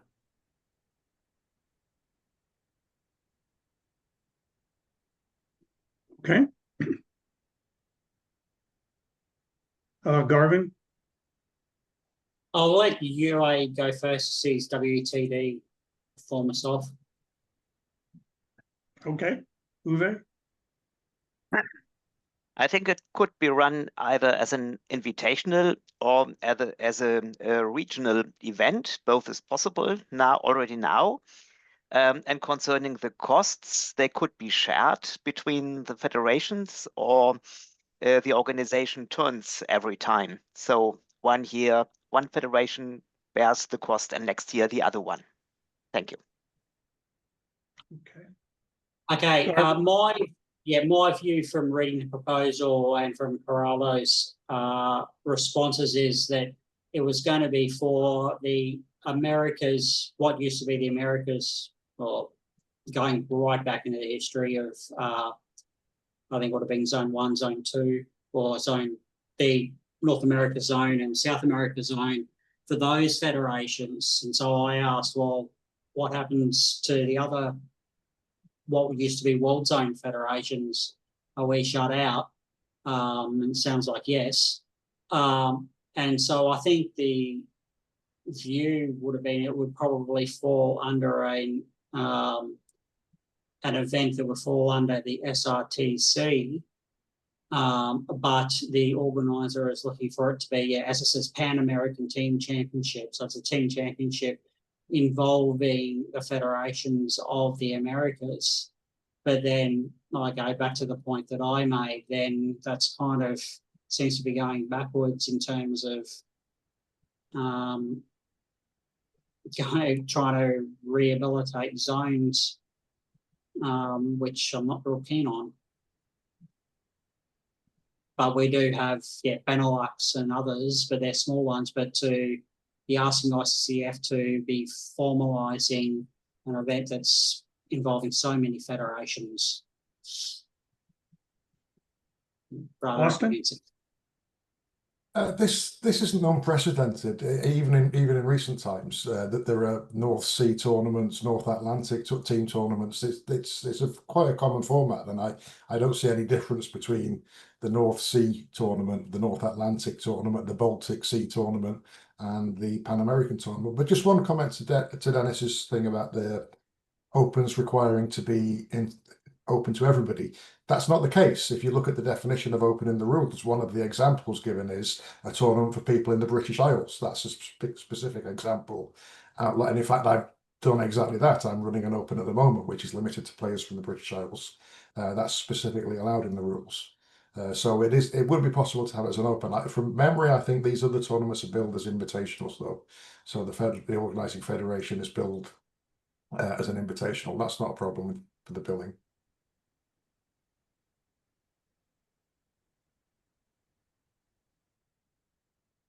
Okay, I think we've discussed that enough. Next is 32, the United States. Jason, creation of a biennial highest rated tournament. Yeah, just to give some context here, I did talk to quite a few of the upper rated folks in ICCF, as many of them haven't been playing all that much lately, and we all kind of know the reasons why. But the main point that we were trying to make here is to create a tournament that could attract a lot of attention, not only through ICCF but more in the chess world, and to there's a lot of opportunities here to create after the tournament books and things like that might spur some interest. Again, the idea being that we want to promote chess, promote it, market it to a larger group of people that we currently do, and also to try to keep those highest rated players interested in joining tournaments as well. Any comments? That would be fine. Dennis. Just a quick comment in the definition and clarification that Jason did for me. He talks about that the invitations to be starting top down to get to 15 players. He does not have that same limit of the number of players that exists in number 30. So there is no problem technically with what he's describing. At some point, there will be 15 players who say yes. That's all. Okay, thanks. Uwe?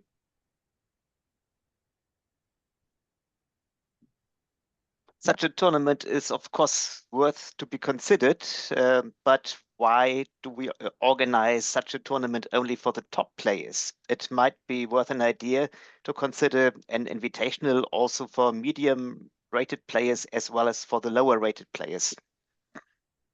So Uwe, the rationale was that the highest rated players would, of course, garner the most attention, and it's again nothing against the rest of the players, but as you know, if you follow FIDE at all and all the the tournaments that they have, it's the tournaments where the highest rated players are participating that gains the most attention. So that's the rationale. I also wanted to mention that I have been in negotiations with a person about sponsoring this event, in the sense that a sizable prize fund may be available, so that we could, again, with the idea that we want the highest rated players in order to capture the attention of the chess world, not just ICCF, but we're talking about making it more visible for the players that are not currently in ICCF. So we would do the marketing and promotion of this through some of the standard groups that, chess.com, et cetera, in order to capture the attention. From a marketing point of view, you are right, of course, and such a tournament would get a lot of consideration, and of course. But ICCF is the organization for everybody, for all kind of players. So I think we should improve the playing opportunities for everybody. And in case there is a considerable prize fund for the top-rated players, there might be the concern we just removed the money prize for many tournaments for good reasons. And to reinvent it, even if we find an outside sponsor, might be the wrong message. Yeah, that I understand your point there, and as I said, it's not been. It should not be connected right now because I can't guarantee a prize fund at this point anyway. But it was just discussed internally when I was discussing it with some of the players and people involved.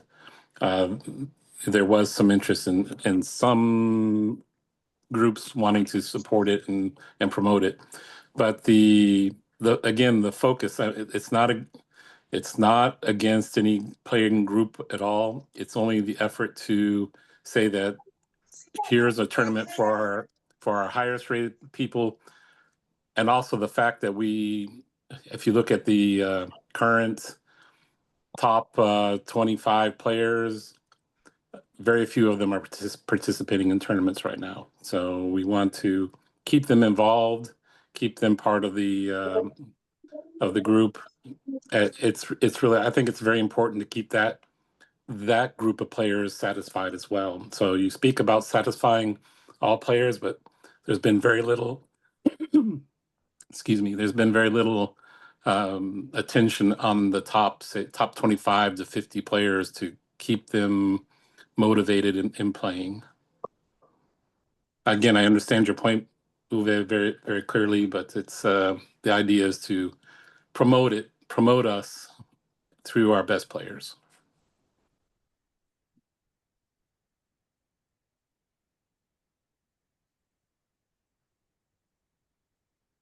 Okay, Garvin, and then Uwe.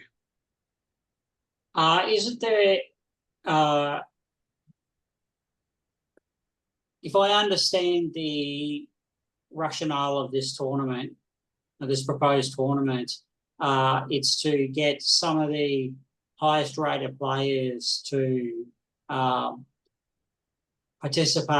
participating in an ICCF event that's targeted to them with quite a decent prize pool for these players. Is that correct? This is the first question of a couple. So the prize pool is not necessarily tied to it. As I said, I was in discussions with several people about promoting such an event to make a prize fund, but it's not necessarily tied to it at this point. So we could say, and given the discussions that we just had about prize funds, and I do understand that Uwe's point, but it's the idea here was to make it more attractive in order to get those top 25 players to play, some of the top 25 players to play. So that was the motivation.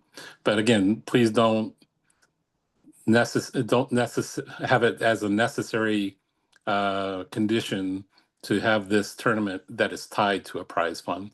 But it is the idea to have some players from the top, say 25, but if we don't get enough people from the top 25, we'll just keep on going down the list until we get 15 players. Yeah, no, my concern wasn't so much about the prize fund.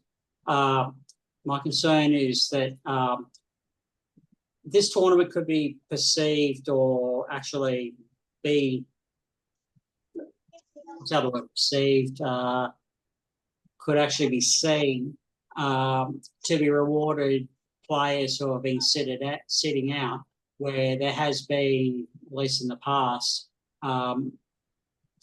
noted effects of a deflationary aspect to the ICCF rating system for some players, that those who have actually been supporting ICCF then and playing in regular tournaments and trying to qualify for the World Championship and other events and playing in the candidates and missing out, and then they miss out on this event by being active.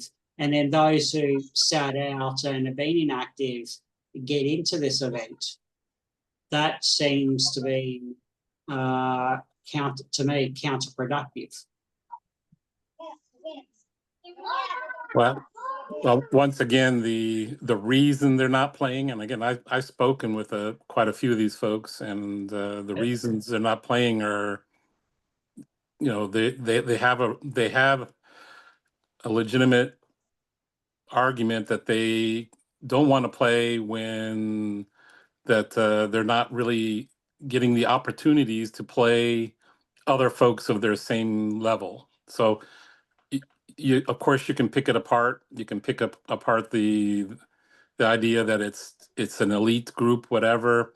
But we've had elite tournaments in the past. If you look back through ICCF history, we have had these events.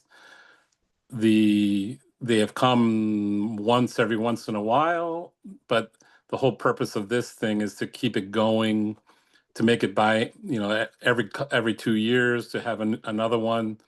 So it's not so that it's just once every 10 years, say, for example. So that's, again, there's enough history to say that we do this. And as you could see from the history too, that those tournaments were very well watched and anticipated and considered as a milestone in ICCF. So let's just try to promote it a little bit more often. So that's the point. Okay, Uwe? One last comment about the money prize. In case we do not use any of the additional new tie breaks, we could allocate the money prize in advance to all players. The draw rate increases with the rating. So the probability that all games end in a draw is not low. I agree. And certainly the prize fund would be distributed. And also, if one of the conversation that had been about, giving money to ensure the participation, which I was totally against, is to say pay up front, because that's not what we do. But I could understand that if we had a prize fund and we're all draws, then of course the money would be distributed evenly between all players. Okay, Miroslav? Hello, everybody. Question to organizing of this tournament is: are you considering playing this tournament with prediction test criteria? At this time, not, but it certainly could be. It's not that far along, I guess, to say which kind of tiebreak we would follow, but the tiebreak idea is a very interesting topic, and I think it would have to be proposed to the players in advance that we would apply this type of technique to have tie breaks. And whether they would agree or not, of course, would be up to them. But at this point, I don't want to say it's yes or no, only because it has to be up to the players. It can be proposed, though, certainly. Yes, Okay. my was because prediction is a good tie break to make sure that there is no situation like the last world championship, that the 10 players are equal in the first places. I understand, Miroslav. It's clear, but again, I can't say that all players would want to agree to that. Again, we haven't even proposed it as a formal tournament yet, but we can do a poll of those players that, say the top 50 players, and say, if you were to be invited to this tournament, would you agree to play to this to these rules? And we'll see what happens. But at this point, we haven't finalized any type of tie break, any kind of time limits or anything for the tournament. Okay, thank you. Let's wrap this up. One more thing for Jason and everybody on the line. In the past, well, much like the services director proposes a budget to operate his section each year, there have been past years, many years ago, Jason, that the marketing director could come up with an initiative and request particular funds to be considered by Congress. And perhaps if this proposal does not pass, you can revisit it next year more as a marketing director proposal, and maybe make a small business case that if we spend this much for this tournament in whatever means, we can derive the following benefits, which you've outlined already. Just something to think about. Thank you. Okay. All right. Going back to the agenda, this is a case where this is a very big bite, and I don't know if we really want to handle all 5 of these individually, or they all conflict with each other. Perhaps we'll go through and see if the proposers have any initial comments, and then we can look at it from there. So we have Indonesia, Australia, and Cuba.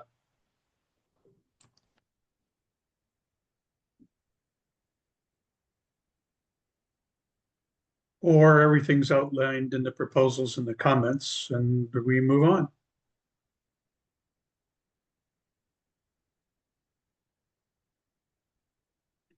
And Dennis. I'm quite willing to defer to any of those federation leaders. So first, so Garvin can certainly go ahead of me. The only comment I was going to make before there's any questions that come to me is that with those 5 that have been highlighted, is that, as is stated there, could you actually zoom in a little bit, Michael, so they can be a bit enlarged to everyone? Yeah, that's 33 and 34 different, as it says there, conflict with each other.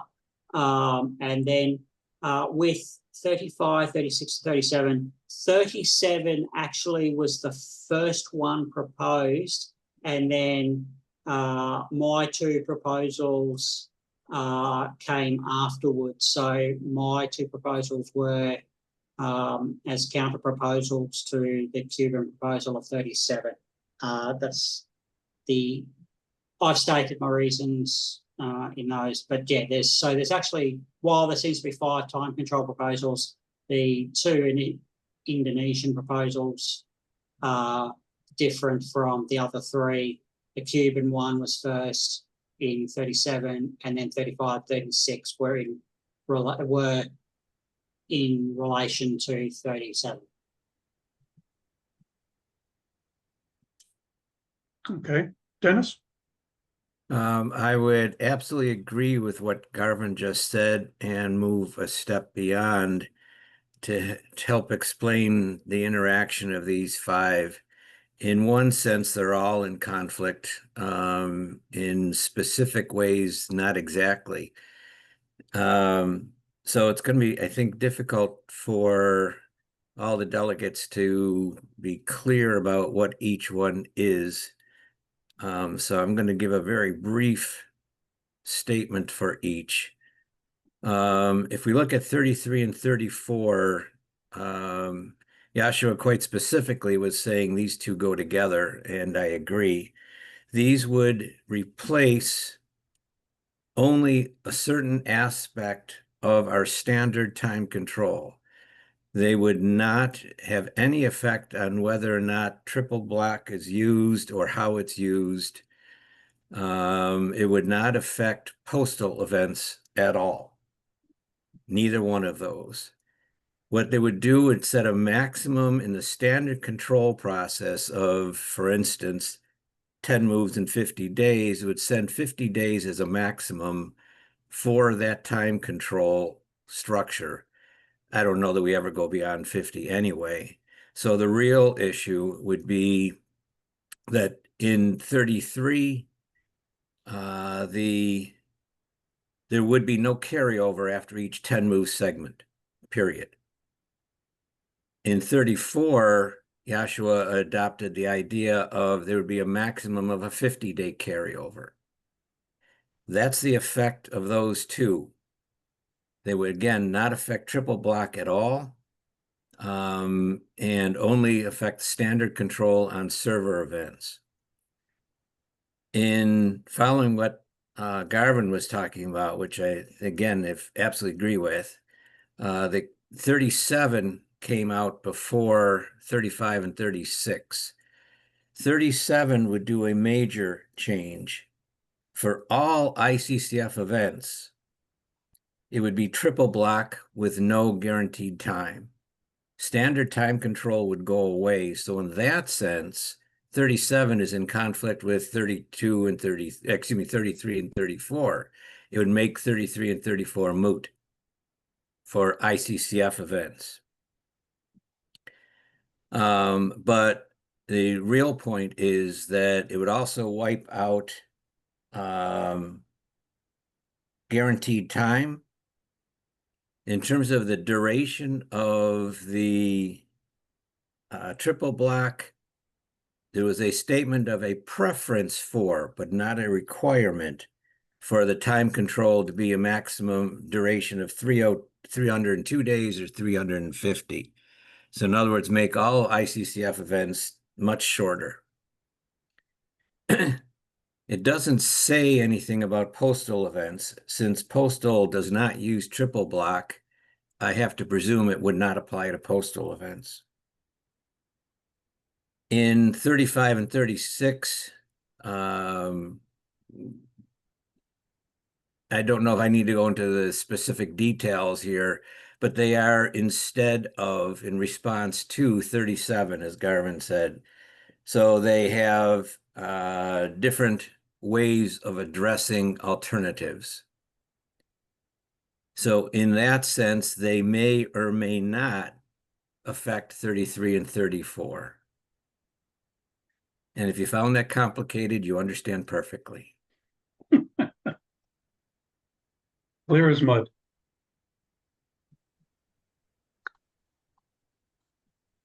All right. Any other comments, questions, concerns? Garvin? Yes. Yeah, what Dennis has elaborated on is an even more clear clarification that, yeah, I had been viewing 33 and 34 and then 37, 35, 36 as two different sets of proposals and two different conflicts. But then while Dennis is speaking, having a quick read of the proposals again, that while it states here at the moment conflict with 33 and 34, and then 35, 36, 37 are in conflict, that yes, it is more accurate to say, and I think probably there does need to be a change there, that 33, 34, 35, 36, 37 are all in conflict, and the conflict voting procedures need to be for all five, because whichever one gets up, if any. And that was the point that I was trying to clearly make in my two proposals, was that if people want to still stay with the 10 moves in 50 that's currently used, then vote these down. But there was also a say that, we should put up a 10 moves in 50 for people to vote for. Well, then if you vote that down, well, then we've got no time control at all. So the standard still stays. My reasoning for 35 and 36 was also to give the option between 10 moves and 40, and also for the triple block option with the time control I proposed. And I've explained with option B, number 35, that server play has, and linear conditionals and other ways have speeded up play quite a bit since 10 moves in 50 became the standard. And as has been noted in previous congresses and discussions, that players are finishing with a whole lot of days left, that it is probably time to move to slightly less days. So that's why I've proposed 10 moves and 40 plus. Also, there's 37, which I said, no, there needs to be a new proposal. That one needs to be altered. And so then we've got these. So I'll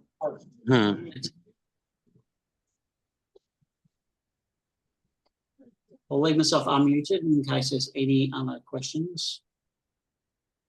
Okay, Indonesia, 33 and 34. Okay, what Dennis explained about the 33 and 34 is correct. It's only for 50 standard time control for 50 days in 10 days in 50 days, 10 moves in 50 days. Is that even we can still use 40 days in 10 days. But there's a wrong about the conflict, yeah. Because 33, it will be conflict with 35. If both is passed, yeah, there is no time control, standard time control anymore. So it's conflict, I think. Yeah. Okay, Dennis, you have a response? Actually, from my read, 33 and 35 are not in conflict. The way in which the wording was in 33 was a limit of 50 days, 10 moves in 50 days. A limit to me in terms of the wording being, I know, quite technical here, and we could debate whether I should be, but I have to go with the words. It talks about a limit of 50 days. A limit of 50 days would be inclusive of what 35 offers of 10 and 40 days. So they're not in conflict. It would end if both 33 and 35 pass, then we'd have no carryover in a 10 and 40. That's how they would combine. And they're not in conflict with one another. Both would read accordingly. That may not have been Yashua's intention. I get that. And so in a very important way, I may be being too technical, and I fully acknowledge that. At the same time, it's not for me to reinterpret your words. So that I personally do not see 33 and 35 as in conflict, even though their original reasoning was very different from one another.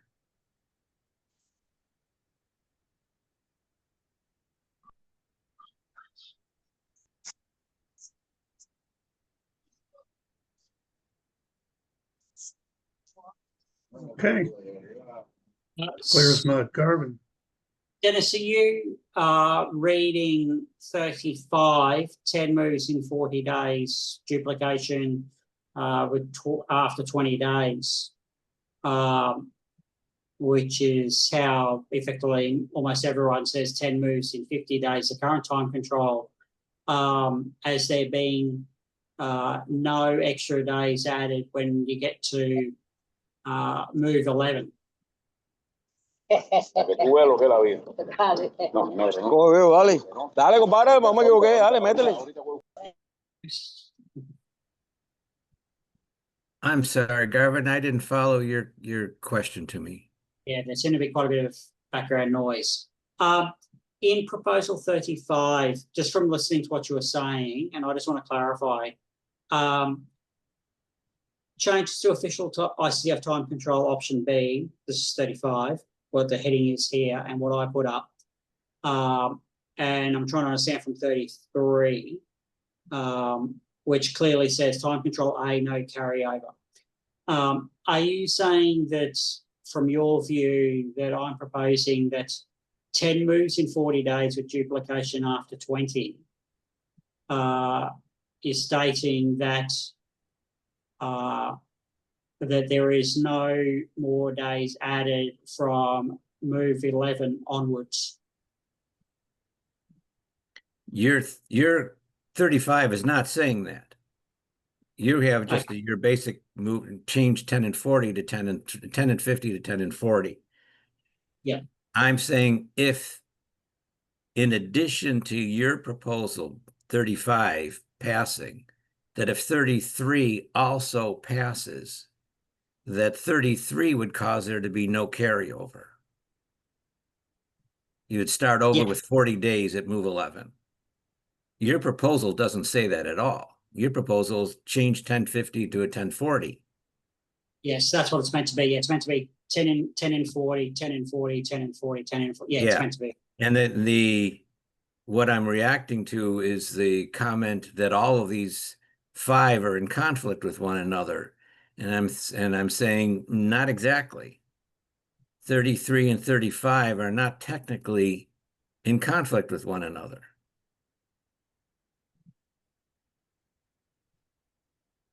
The combination can be, both of them can be made accurately applied. We would move from 1050 being the most common. By the way, there is no official ICCF time control, but the most common being 1050, a standard, shall we say. Yeah. And it would change to 10 and 40 based on 35.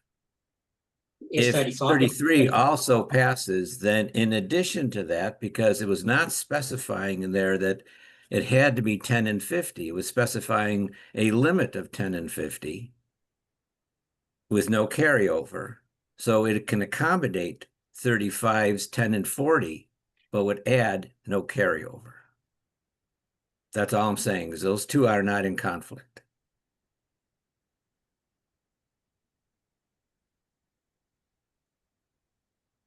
So out of all of them, I'm trying to be as clear as I can, if out of those 5, the only one that passes is 35 and the other 4 don't pass, we'd move from a common standard of 10 and 50 to a common standard of 10 and 40. Which is doubling after 20. Yes. That's all that would happen. Yep.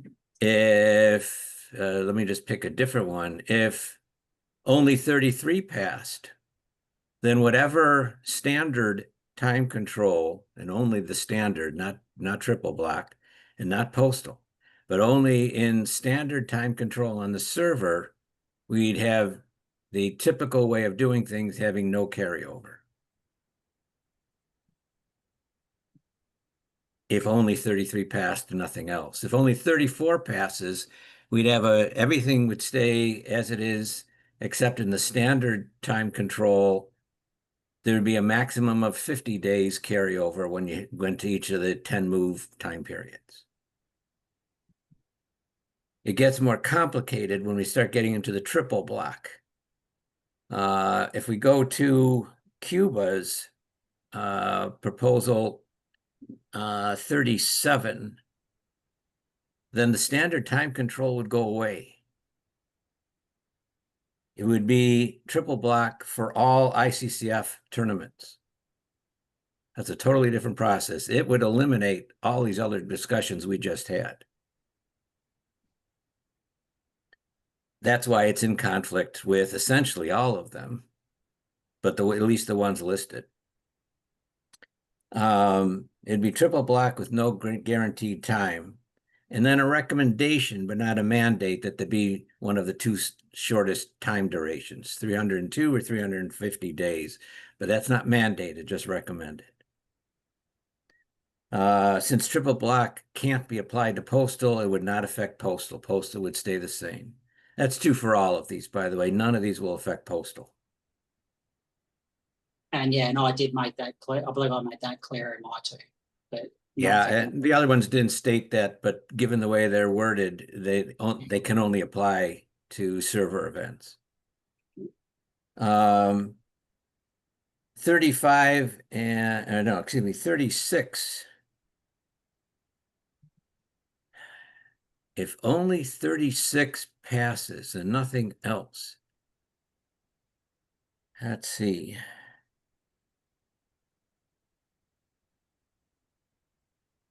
I'd have to reread that even to figure out exactly what that meant.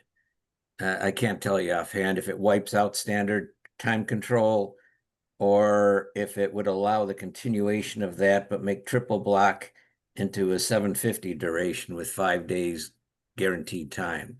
By the way, the 5 days guaranteed time is a new limit for the guaranteed time. Right now it's 3 days. So there would be a change in how triple block would work if 36 passes, right? And work in terms of after move 50, because that's when guaranteed time will first come in. And if 35 alone passes, I already said that, never mind. Yep. I think I explained it as best as I can. Okay, we do have our Cuban delegate here, so what can you add to the conversation, Geraldo?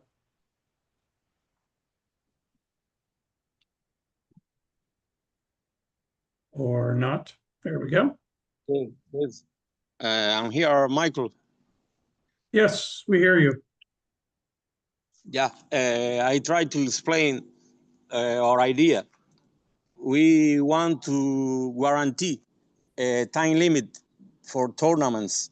That's why we propose the triple block time control, because with a standard time control, tournaments used to have a duration of 2, 3, even 4 years, and we see no need of that. That's why we propose the triple block time control as a way to regulate the duration of the tournaments. I know a lot of people doesn't like this time control, mainly people from Europe, but as I said, this time control allows you to give an end date to tournaments, and with the development of technology, we see no need to have those long tournaments. That's the main idea. We can use guarantee time in some tournaments, main tournaments as World Championships and others, but most of the tournaments should have a triple block as a way to guarantee an end date. That's the idea. Okay, thank you. Anybody else?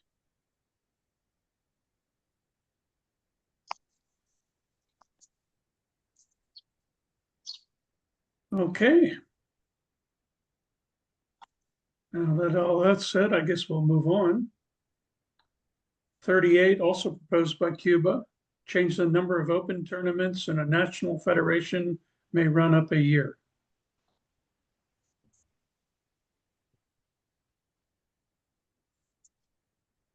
Any comments or questions? Yes, Michael. Yes. Here in the same way as those financial regulations ICCF are proposing goes away. We saw the open tournaments as the main income sources for our federations. So we will need to pay more for the organization of those tournaments. Then maybe we will need to organize more tournaments to keep the income we have. That's the idea. And even with this, with more tournaments, national federations organize, more money ICCF will earn. That's the idea. More work for us, but more income for us, for everybody.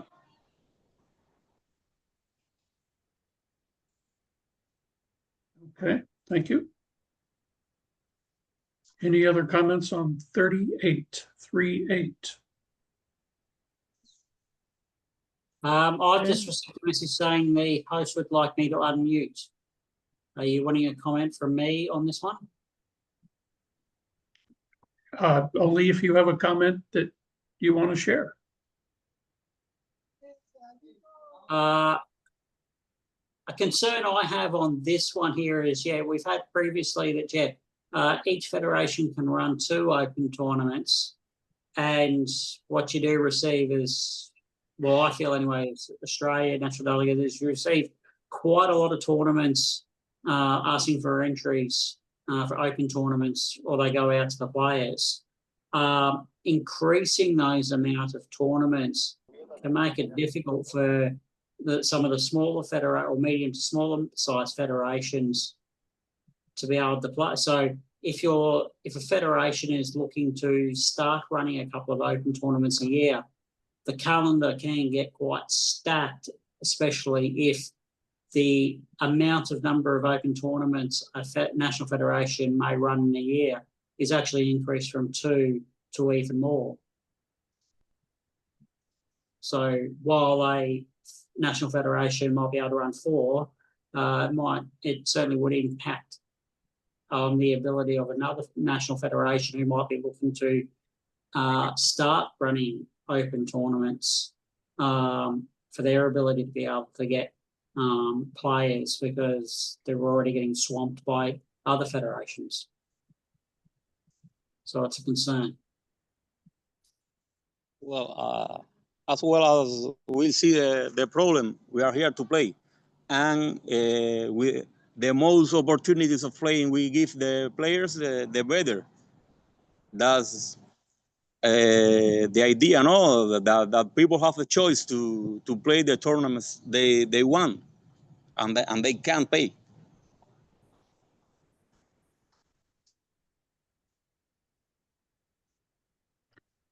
Okay, the proposal is there and the comments are there, and Philip?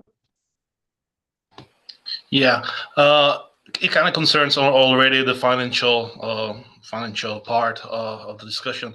What does it take for ICCF to organize these opens? Because I think there are a lot of possibilities to raise revenue for ICCF directly from organizing such opens. There have been proposals for 1 more. Why not 4 more? Obviously there's a demand for it. So why not organizing it ourselves?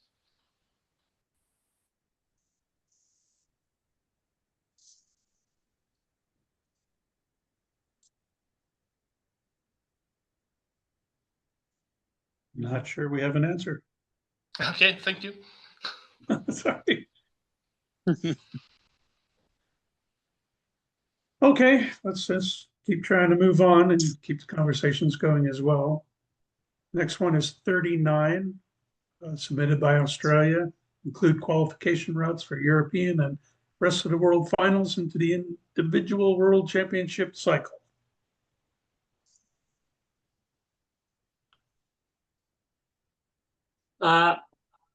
I stated the reasons for this in a proposal. I believe most people would have read the proposal. What else has been up for quite a while.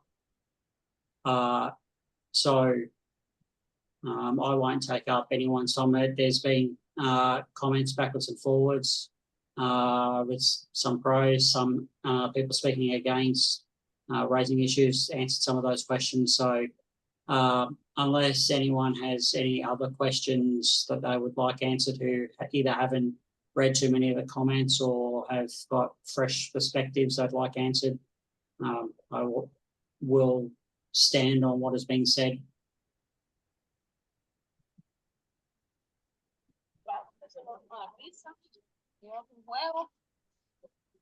I want to add that we fully support this proposal, because right now, at least in the rest of the world, most of the higher rated players are not playing in the rest of the world championship cycle. And to add the qualification for world championship cycle will raise the value of these tournaments and the interest of players in playing on them.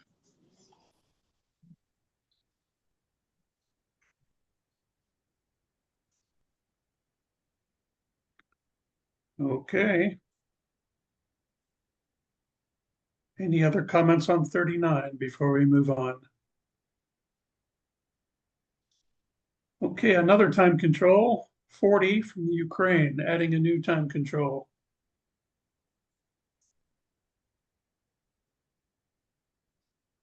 comments, questions? Dennis, yes, sir. I just wish to emphasize the clearly the stated purpose is to offer much quicker time controls within the ICCF. That is not my concern one way or the other. The idea of using our current rating system, however, is of high concern to me in applying to those time controls. I think there's a lot of reason to believe that the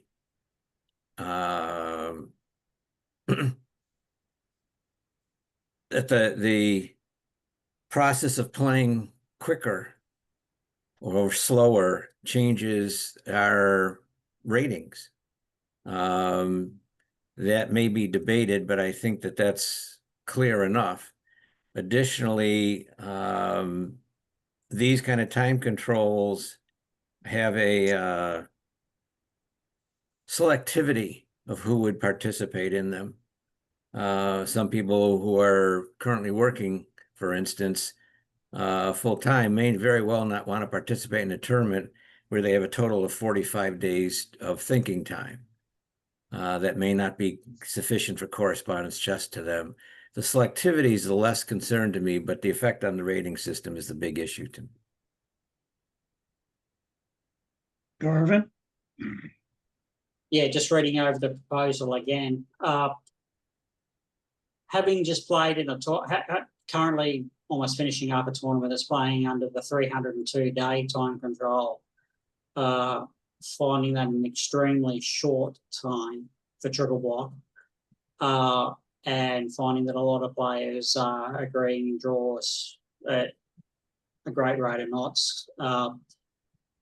That I would think that anything shorter than that, which is currently at the moment the shortest one that can be the shortest time control that's offered for under our current rating system. I think anything shorter than that, so that is proposed for proposal 40, would almost start to have to look to go into like FIDE has, where they have a standard time control, a rapid time control, and a blitz time control, a blitz rating system, I should say. So if a time control of even shorter than 302, you'd almost have to start looking at having a standard time control that we currently, a standard rating list that we have at the moment, and then for these shorter time controls, if they were to be endorsed, and this proposal gets up, to be for a different rating system rather than included in the ratings for the same games that are played under 10 moves in whichever ones the proposals up at above get up, or 10 moves in 50 in the World Championship cycle and others. I think you'd almost have to consider making a second rating list for the shorter time controls that are currently that's proposed in 40.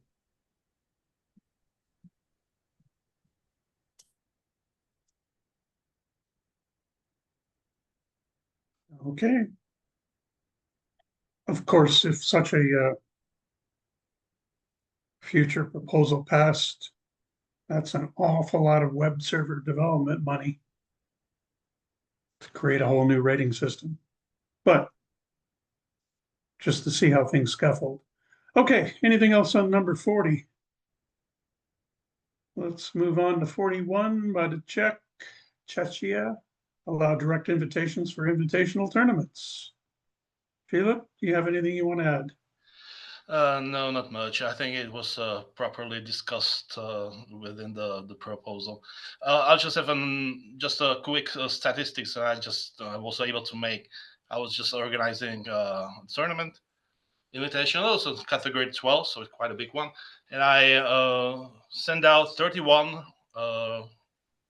personal invitations to delegates to ask for their players, and I got 13 answers back.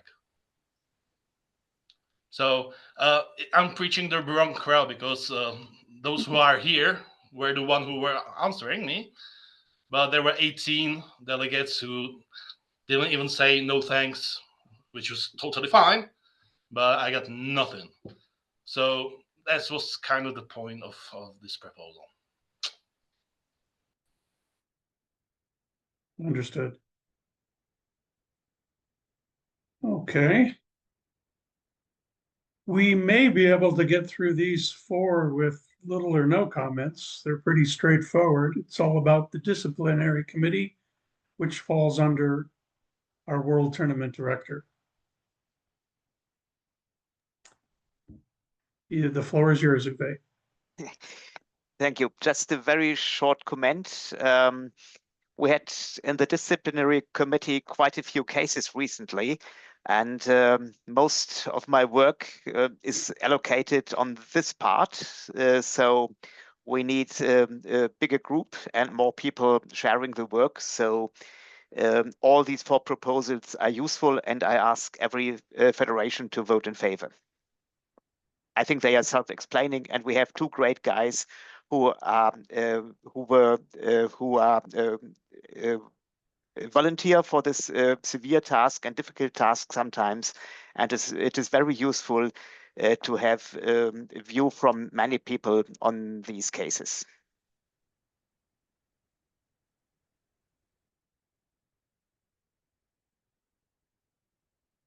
Okay, very good. Let me put our president on the spot. Eric, we have 1 hour left. Dennis, we got a multitude of rules. I'm not sure if everyone needs to be fully articulated again, but I'll leave that to the two of you. Garvin? Yeah, just on 44, trying to read that again, 44, 45. Yeah. How, why, to UA, World Tournament Director, both of those were from your nominations. How wide was the net cast to try and find people from elsewhere? Because it seemed like there wasn't a open call to see if anyone else just came up as we're nominating these two people. No, there was no open call. These two candidates were nominated by the executive board, and they were, we thought both are good candidates and both are suitable to take such a task. To be a member of the DC requires some experience in ICCF. You need some time as an official to be appointed to the DC. So this is not a task for everybody. It is not a beginner's task, sorry to say.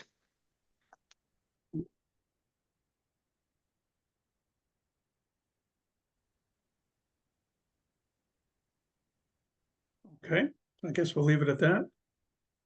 Before we start into the rules, Dennis, do you have a rough guess as to how long it might take us to get through these?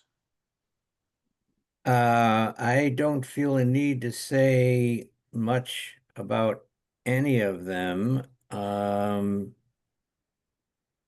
Probably the most would be about 50 and maybe 59. Maybe not 59. I'll even Ute may wish to say something about 59, but it's because we did that jointly. I don't feel a need to say a lot about any of them. So my portion of talking that I would schedule is matters of minutes. Okay, that's fair enough. We'll go through and rather than, oh, Eric, go ahead. I'm sorry. Well, just think that's good. So we could start going through them and answer the questions. Sounds great. Okay, everybody, rules. So 2020, oh, go ahead. Oh, I'm sorry, go ahead. No, I was just announcing the proposal, number 50. So 50 is the one where I'll say the most about any of these. The main point is to make explicit what is to me already in our rules under code of conduct, particularly as pertains to the concept of what we usually call collusion, what I'll more generically say, manipulating to achieve certain endings of games, certain outcomes, I should say, of games. But what I would like explicit at this point is a rule that says no individual can have more than one account in the ICCF. No matter what name you want to put it under, if it's all run by that same person, that would be against the rules. That would include whether or not there was a person running the second account or third or fourth multiple account, or if it were a bot, some automated process running it under the tutelage and guidance of some individual.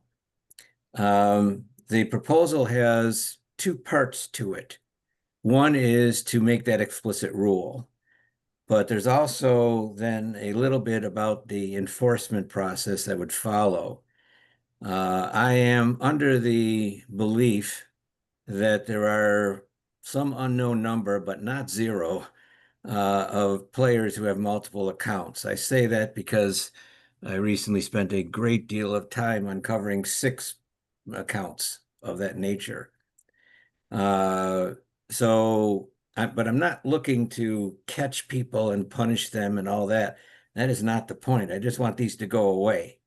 So there'll be an amnesty period where people will be able to just let me know that they have a duplicate account, and if they have not already played themselves through these multiple accounts, they will be allowed just to finish out their current games, and all but their proper named account would go away after that process.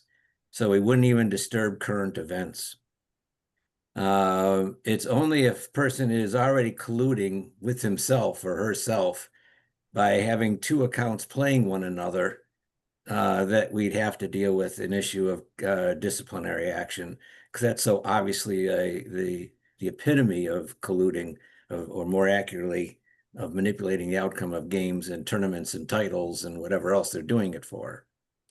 So there are 2 parts to the proposal. They're lumped together because one is the enforcement of the second.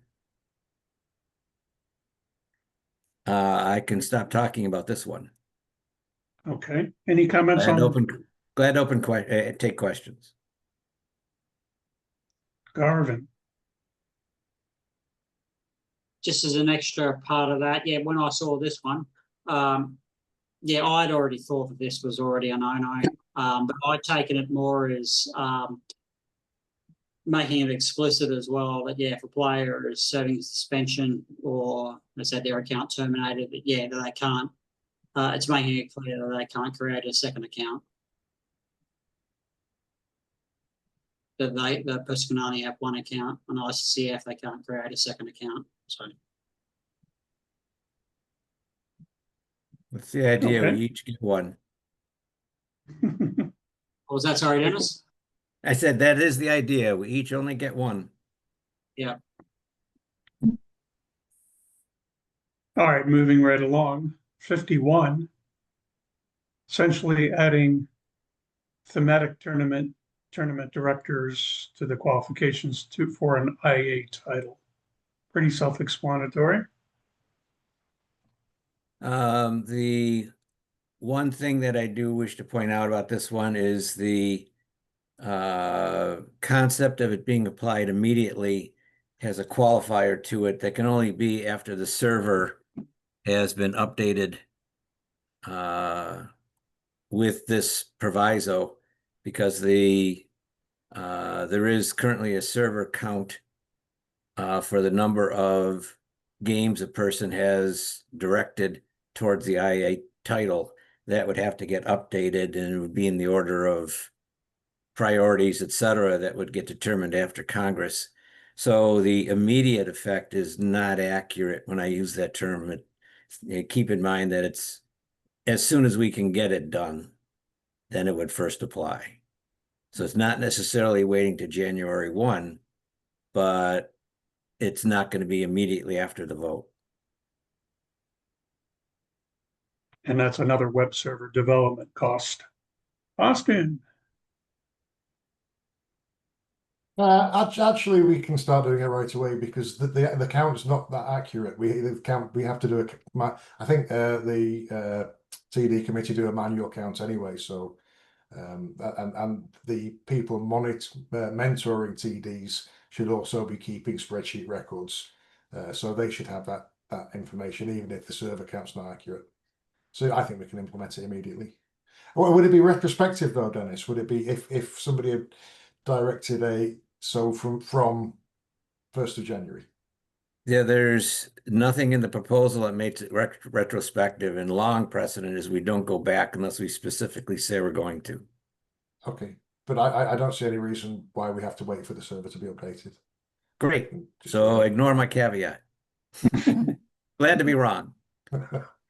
I always enjoy seeing you being wrong, Dennis. Well, I work at it. You got me earlier. I was stumbling over Pan American earlier, by the way. Was it well defined? I finally decided, well, it was, so it actually could be an open, but that's where my thinking had been. Anyway, so done with that. Okay. Moving right along. 52 is the concerns that with the Tournament Management Committee, the opportunities for international arbiters might be limited. So this proposal talks about that. The main thing I wish people to notice is that certain specified events to be determined by the World Tournament Director would necessarily involve a level 1 or level 2 tournament directors and not the TMC, the Tournament Management Committee. That's one aspect of this. So it would guarantee that there will always be at least those types of tournaments available for people to work towards the IA title. Of course, it's open to any other tournament for which they're eligible as well. And the other part of this proposal is it would allow the TMC to direct tournaments that otherwise require an IA. Of course, currently all the TMC people are IAs. So to me, it's a non-issue in that regard. But the whole idea of this is that the people who have had concern about the TMC mostly voice it in terms of not their quality, but it's taking away opportunities for people to work towards the IA title. This proposal is quite specific to address that issue. It'll guarantee there are whatever number of events that are needed to allow for all of that to occur and still keep the TMC doing what it does very well.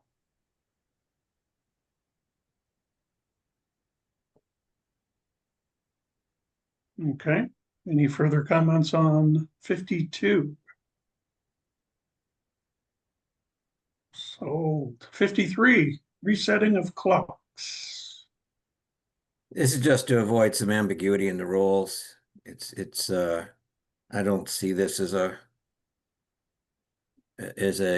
significant proposal. We just needed to correct some ambiguity. Okay. 54.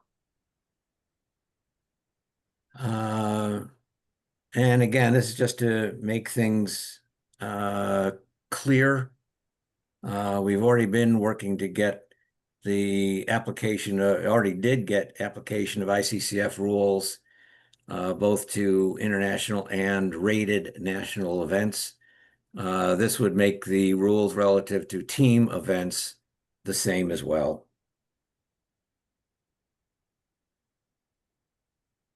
Okay. 55 looks just like a clarification update. Agreed. There's something in there that just should have been wiped out a while ago. We don't ever use retroactive leave. It's just to delete that reference. Okay.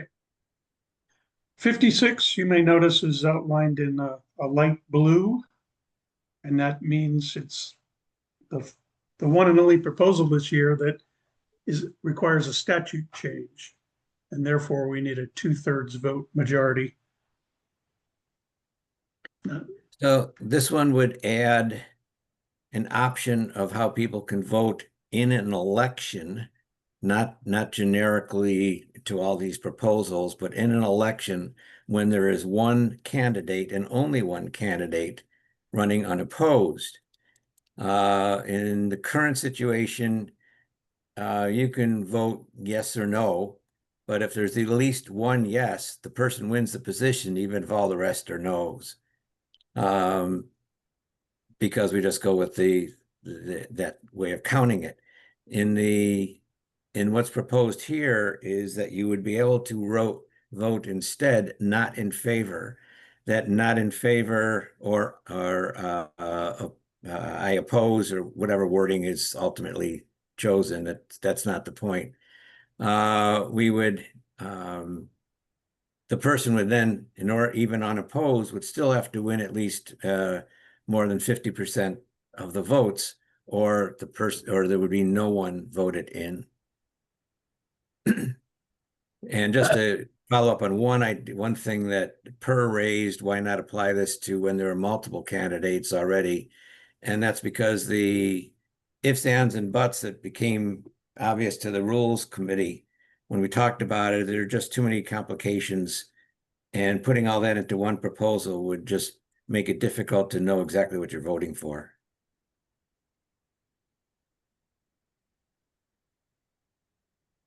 So one comment on that, Dennis.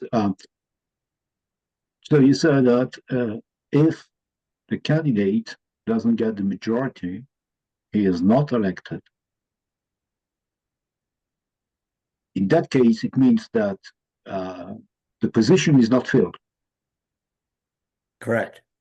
Correct. Okay, that was my understanding. The one thing I didn't think about asking a question before, what happened then?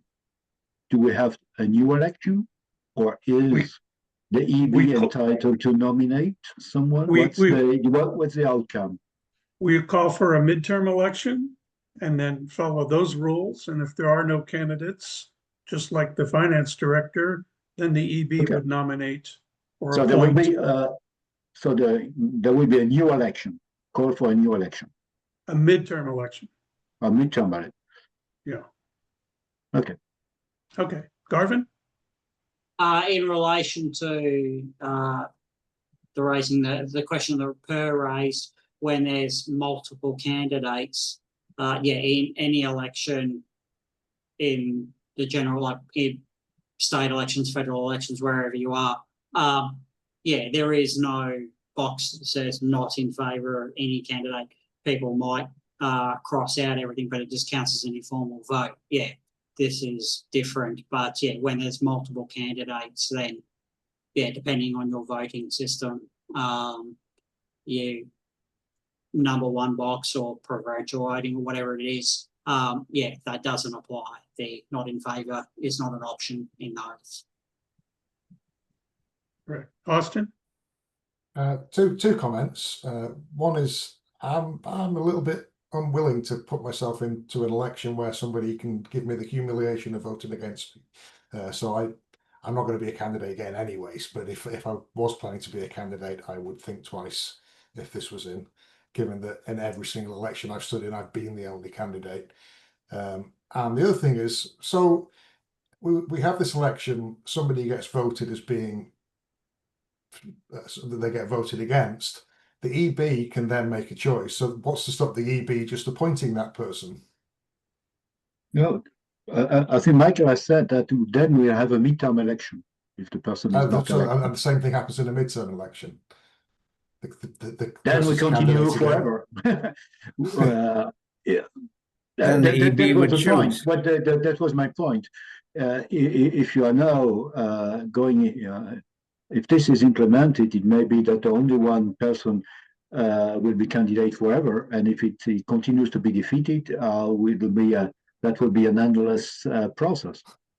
I don't see the outcome. Yeah.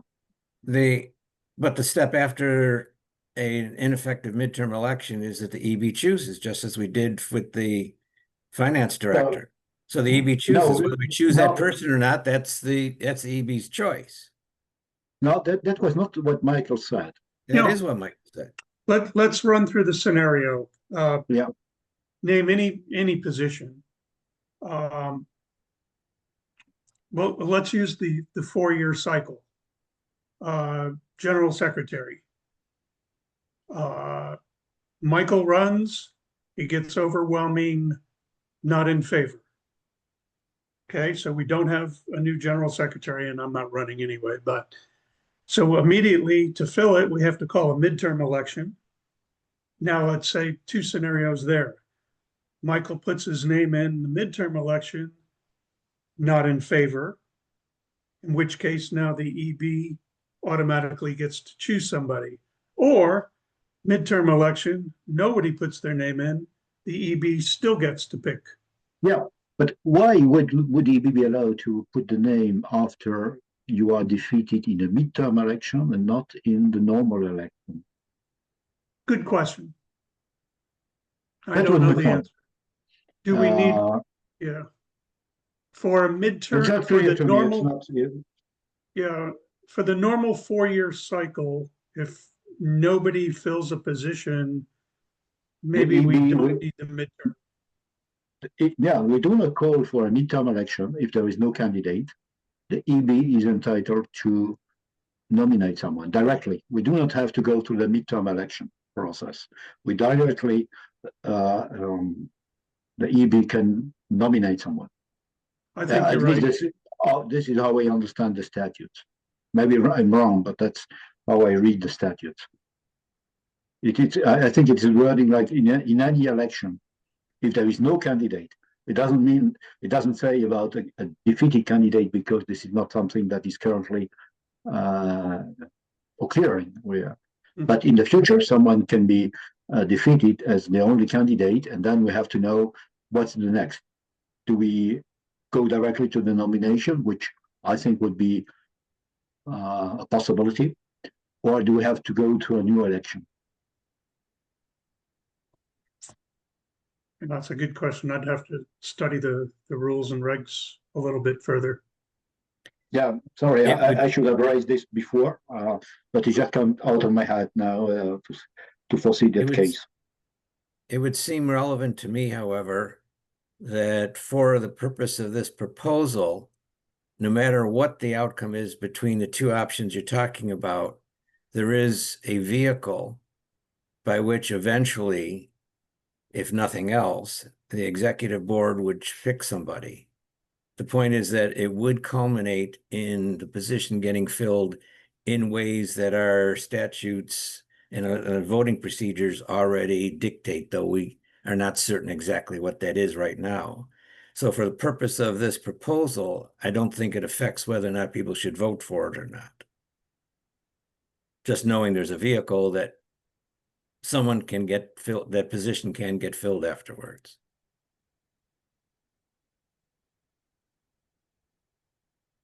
And of course, the EB would be allowed to nominate the person who has not been elected. Yes. And that's the opposing side. We've had a long struggle with filling just the basic volunteer positions in itself, and to have another person, one nominee, one candidate, and not get elected. What are we doing anyhow? Garvin, yes, sir. You know, I was wondering if someone was actually going to raise the possibility that, one candidate, like in a midterm, like we just had the finance director, if this option was available, person gets, whoever nominates gets downvoted, gets voted, gets more against votes. And then, so the position isn't filled. The executive board goes and tries and finds a candidate, finds someone, and then nominates the person that the executive board, that the national delegates have said we don't want. I think the executive board would then be playing a rather, try to find the right word, I don't think dangerous game would be the right word, but would be playing a rather risky strategy if they nominated someone or endorsed a candidate that the national delegate said we don't want to fill that position. It would be a rather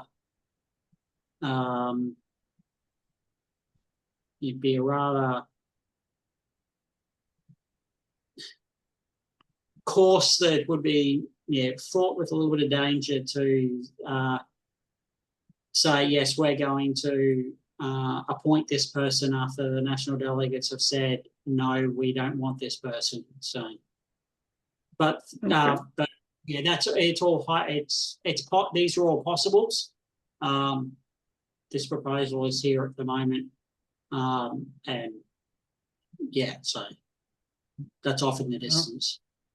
All right. Anyhow, I don't think a person who would be, we'll say, defeated by the vote of member federation would accept to be nominated. Just problem. Yeah, you never know. You don't know what happens. Yeah. Okay. Our distinguished title tournament commissioners, Maria, good to see you.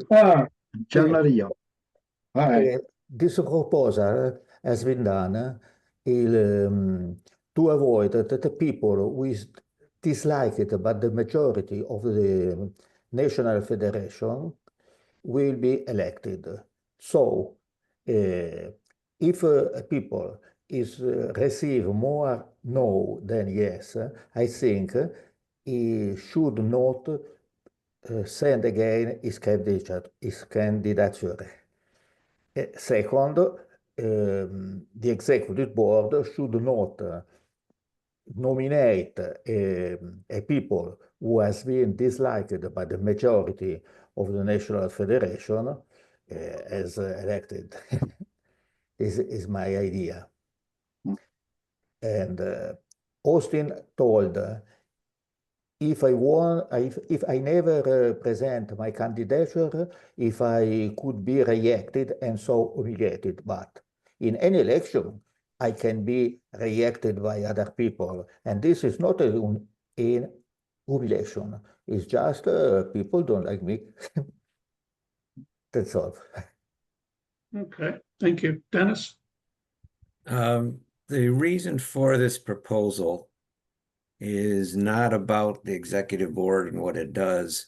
It is about the potential for there being a single candidate that a majority of the delegates don't want in that position. I can't say whether or not that has ever occurred because people haven't been able to vote that way. I do know that there's been a questionable candidate, and I won't go into detail, that did not work out in the long run. And I have to wonder if this had been available, if we would have avoided some problem later. So that's really what this is about, is if the majority of delegates think this person isn't going to work out, then that's really what this is about. And do I really think that this is going to happen often? No, it may never happen. It's just an option.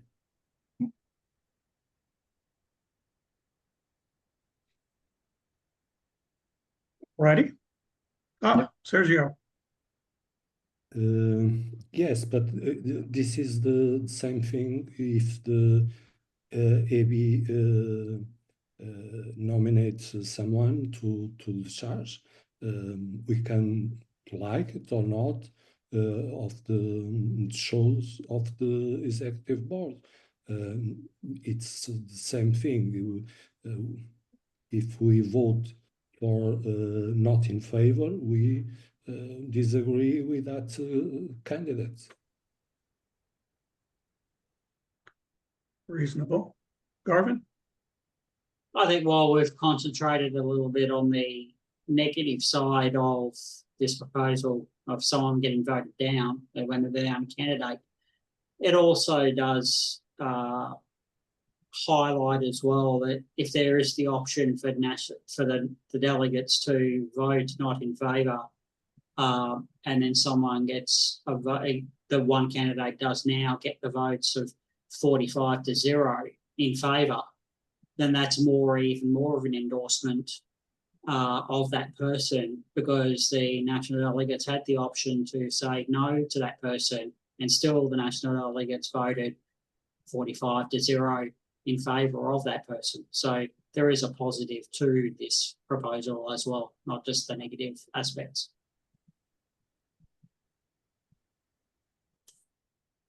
Okay, I think we've beat that around enough. Let's keep going in the interest of time and efficiency. 57, approval of member federation sponsored opens and invitationals.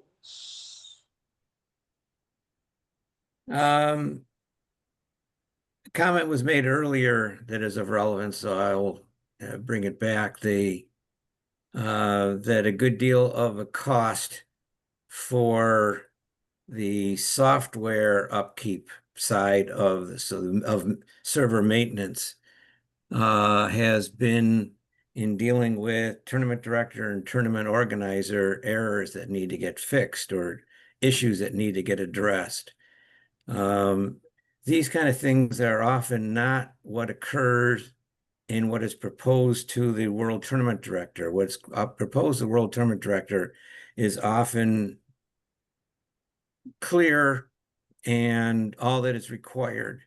But when the final product gets looked at, there are problems. And this would address that before it goes online, and hence would need a server intervention process. For all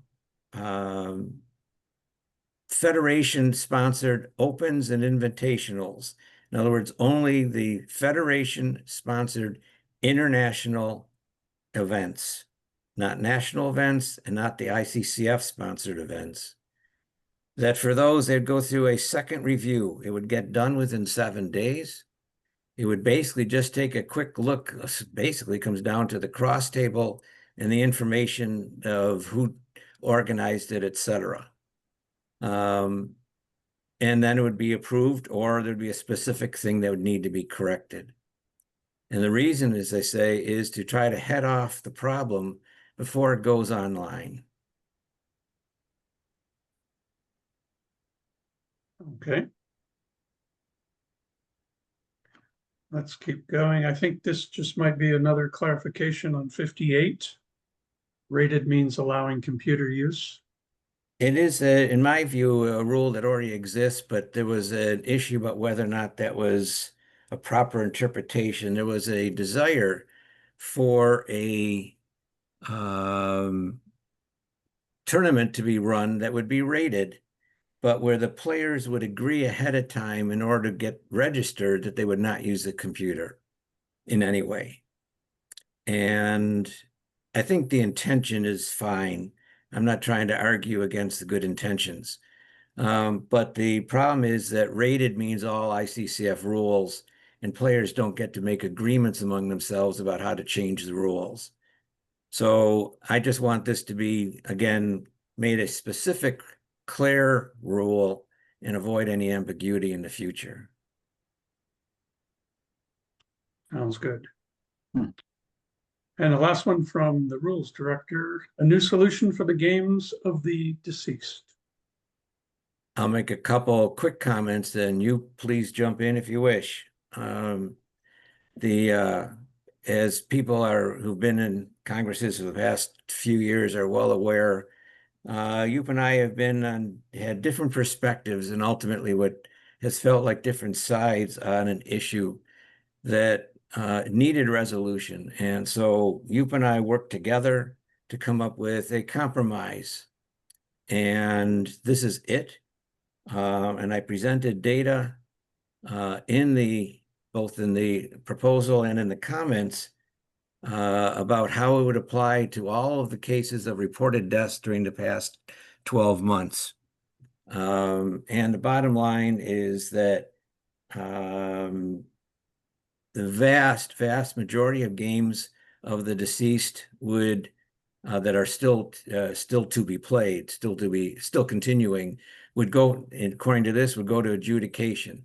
There would be occasions when games would be allowed to go to ETL, only if, however, the person already had at least one ETL in that tournament. which is at this point a small minority of cases, though it does occur. I don't want people to hear me otherwise. And since the proposal, there have been 3 other reported deaths, just to bring things up to date, but all those were reported after the person had already completed all his games, so affects nothing whatsoever. So there are a total of 100 cases during the past year plus, and 85 of those where all the games were completed before the death of the person was reported, leaving only 15 for the year. And you can see the number of games in my write-up. I won't bother going into it. So as I said, this was a compromise between Joop and I. We both agreed if we were to give up our original stance, could we find a middle ground? Well, we did. And again, Joop, if you'd like to say something, please do.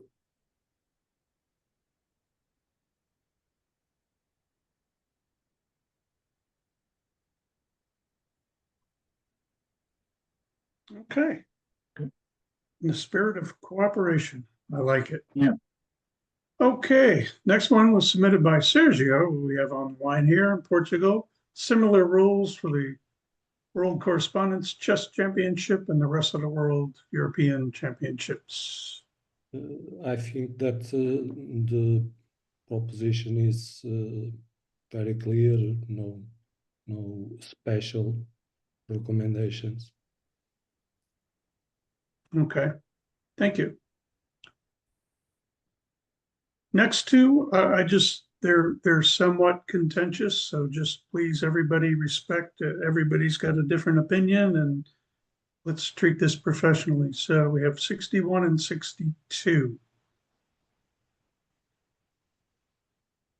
And there's an awful lot of good and interesting comments in the proposals if you haven't taken the time to read those.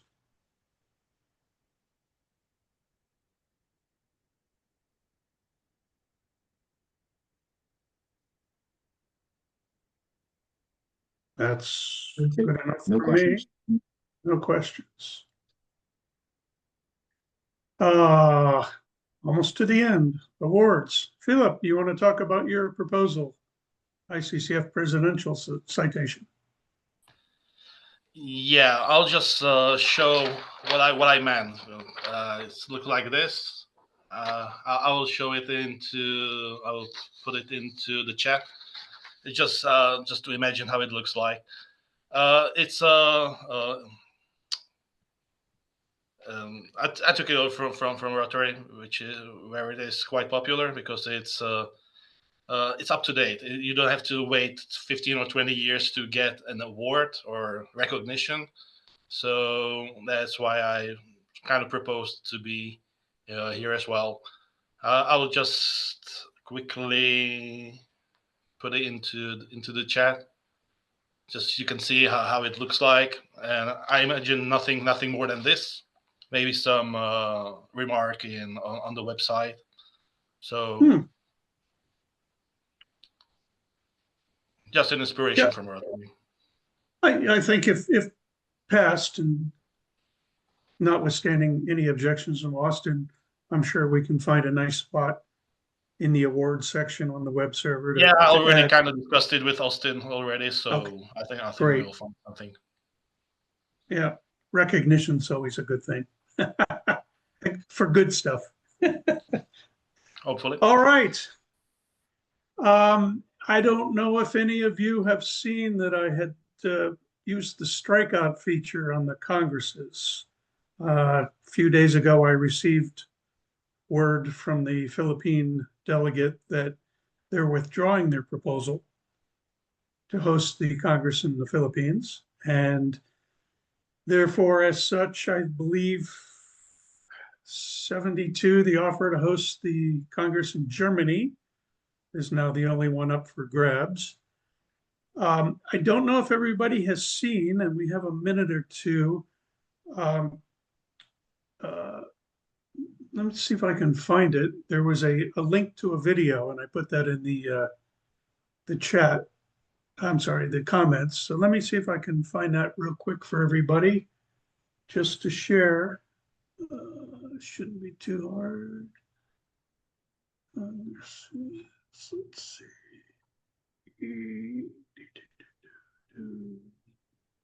Germany. Okay.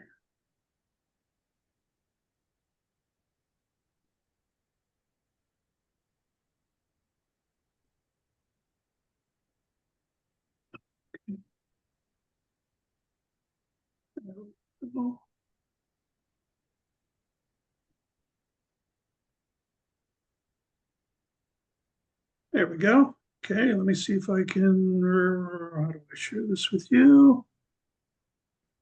There we go.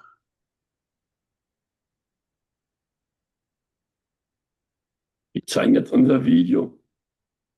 Yeah, I'm getting ready. I need to.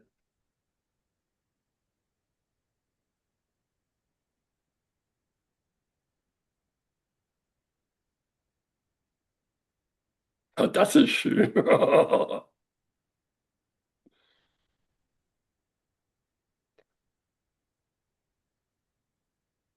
Das weiß ich nicht, ob das jetzt.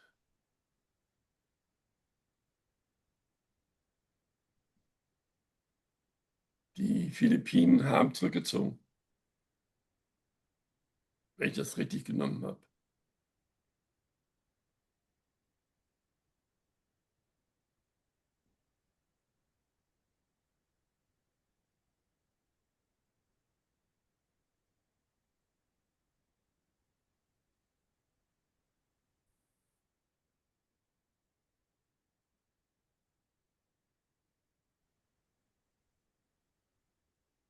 I buy it.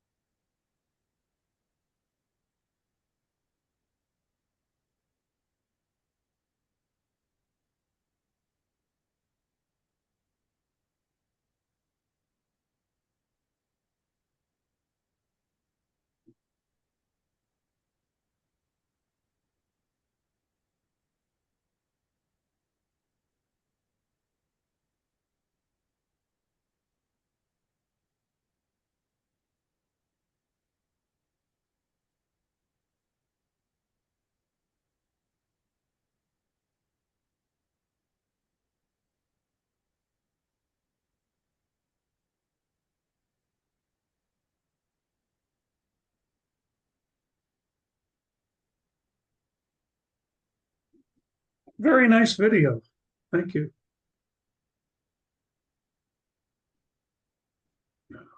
Gorgeous place. What was that? I say that this is a gorgeous place, a nice hotel. Yes, indeed. All righty. I think we've done it. Eric, any final thoughts? Yeah. So first of all, I would like to thank all of you to have spent about almost 4 hours, 3.5 hours to discuss about the proposal. I think we have all the officials have tried to explain the rationale behind all those proposals and what we intended to do. So thanks again for your participation. Don't forget to vote. but generally those who are not present who do not vote. Unfortunately, those who are present are generally doing the job by casting their votes. So it seems that we will meet next year in Germany. So I'm looking forward to seeing you there, and have a great day. Thank you. Thank you all.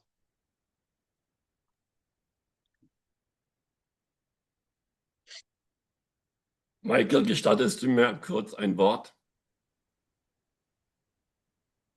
I'm sorry? Ich bin nicht so perfekt im Englisch. Kann ich kurz ein paar Worte richten?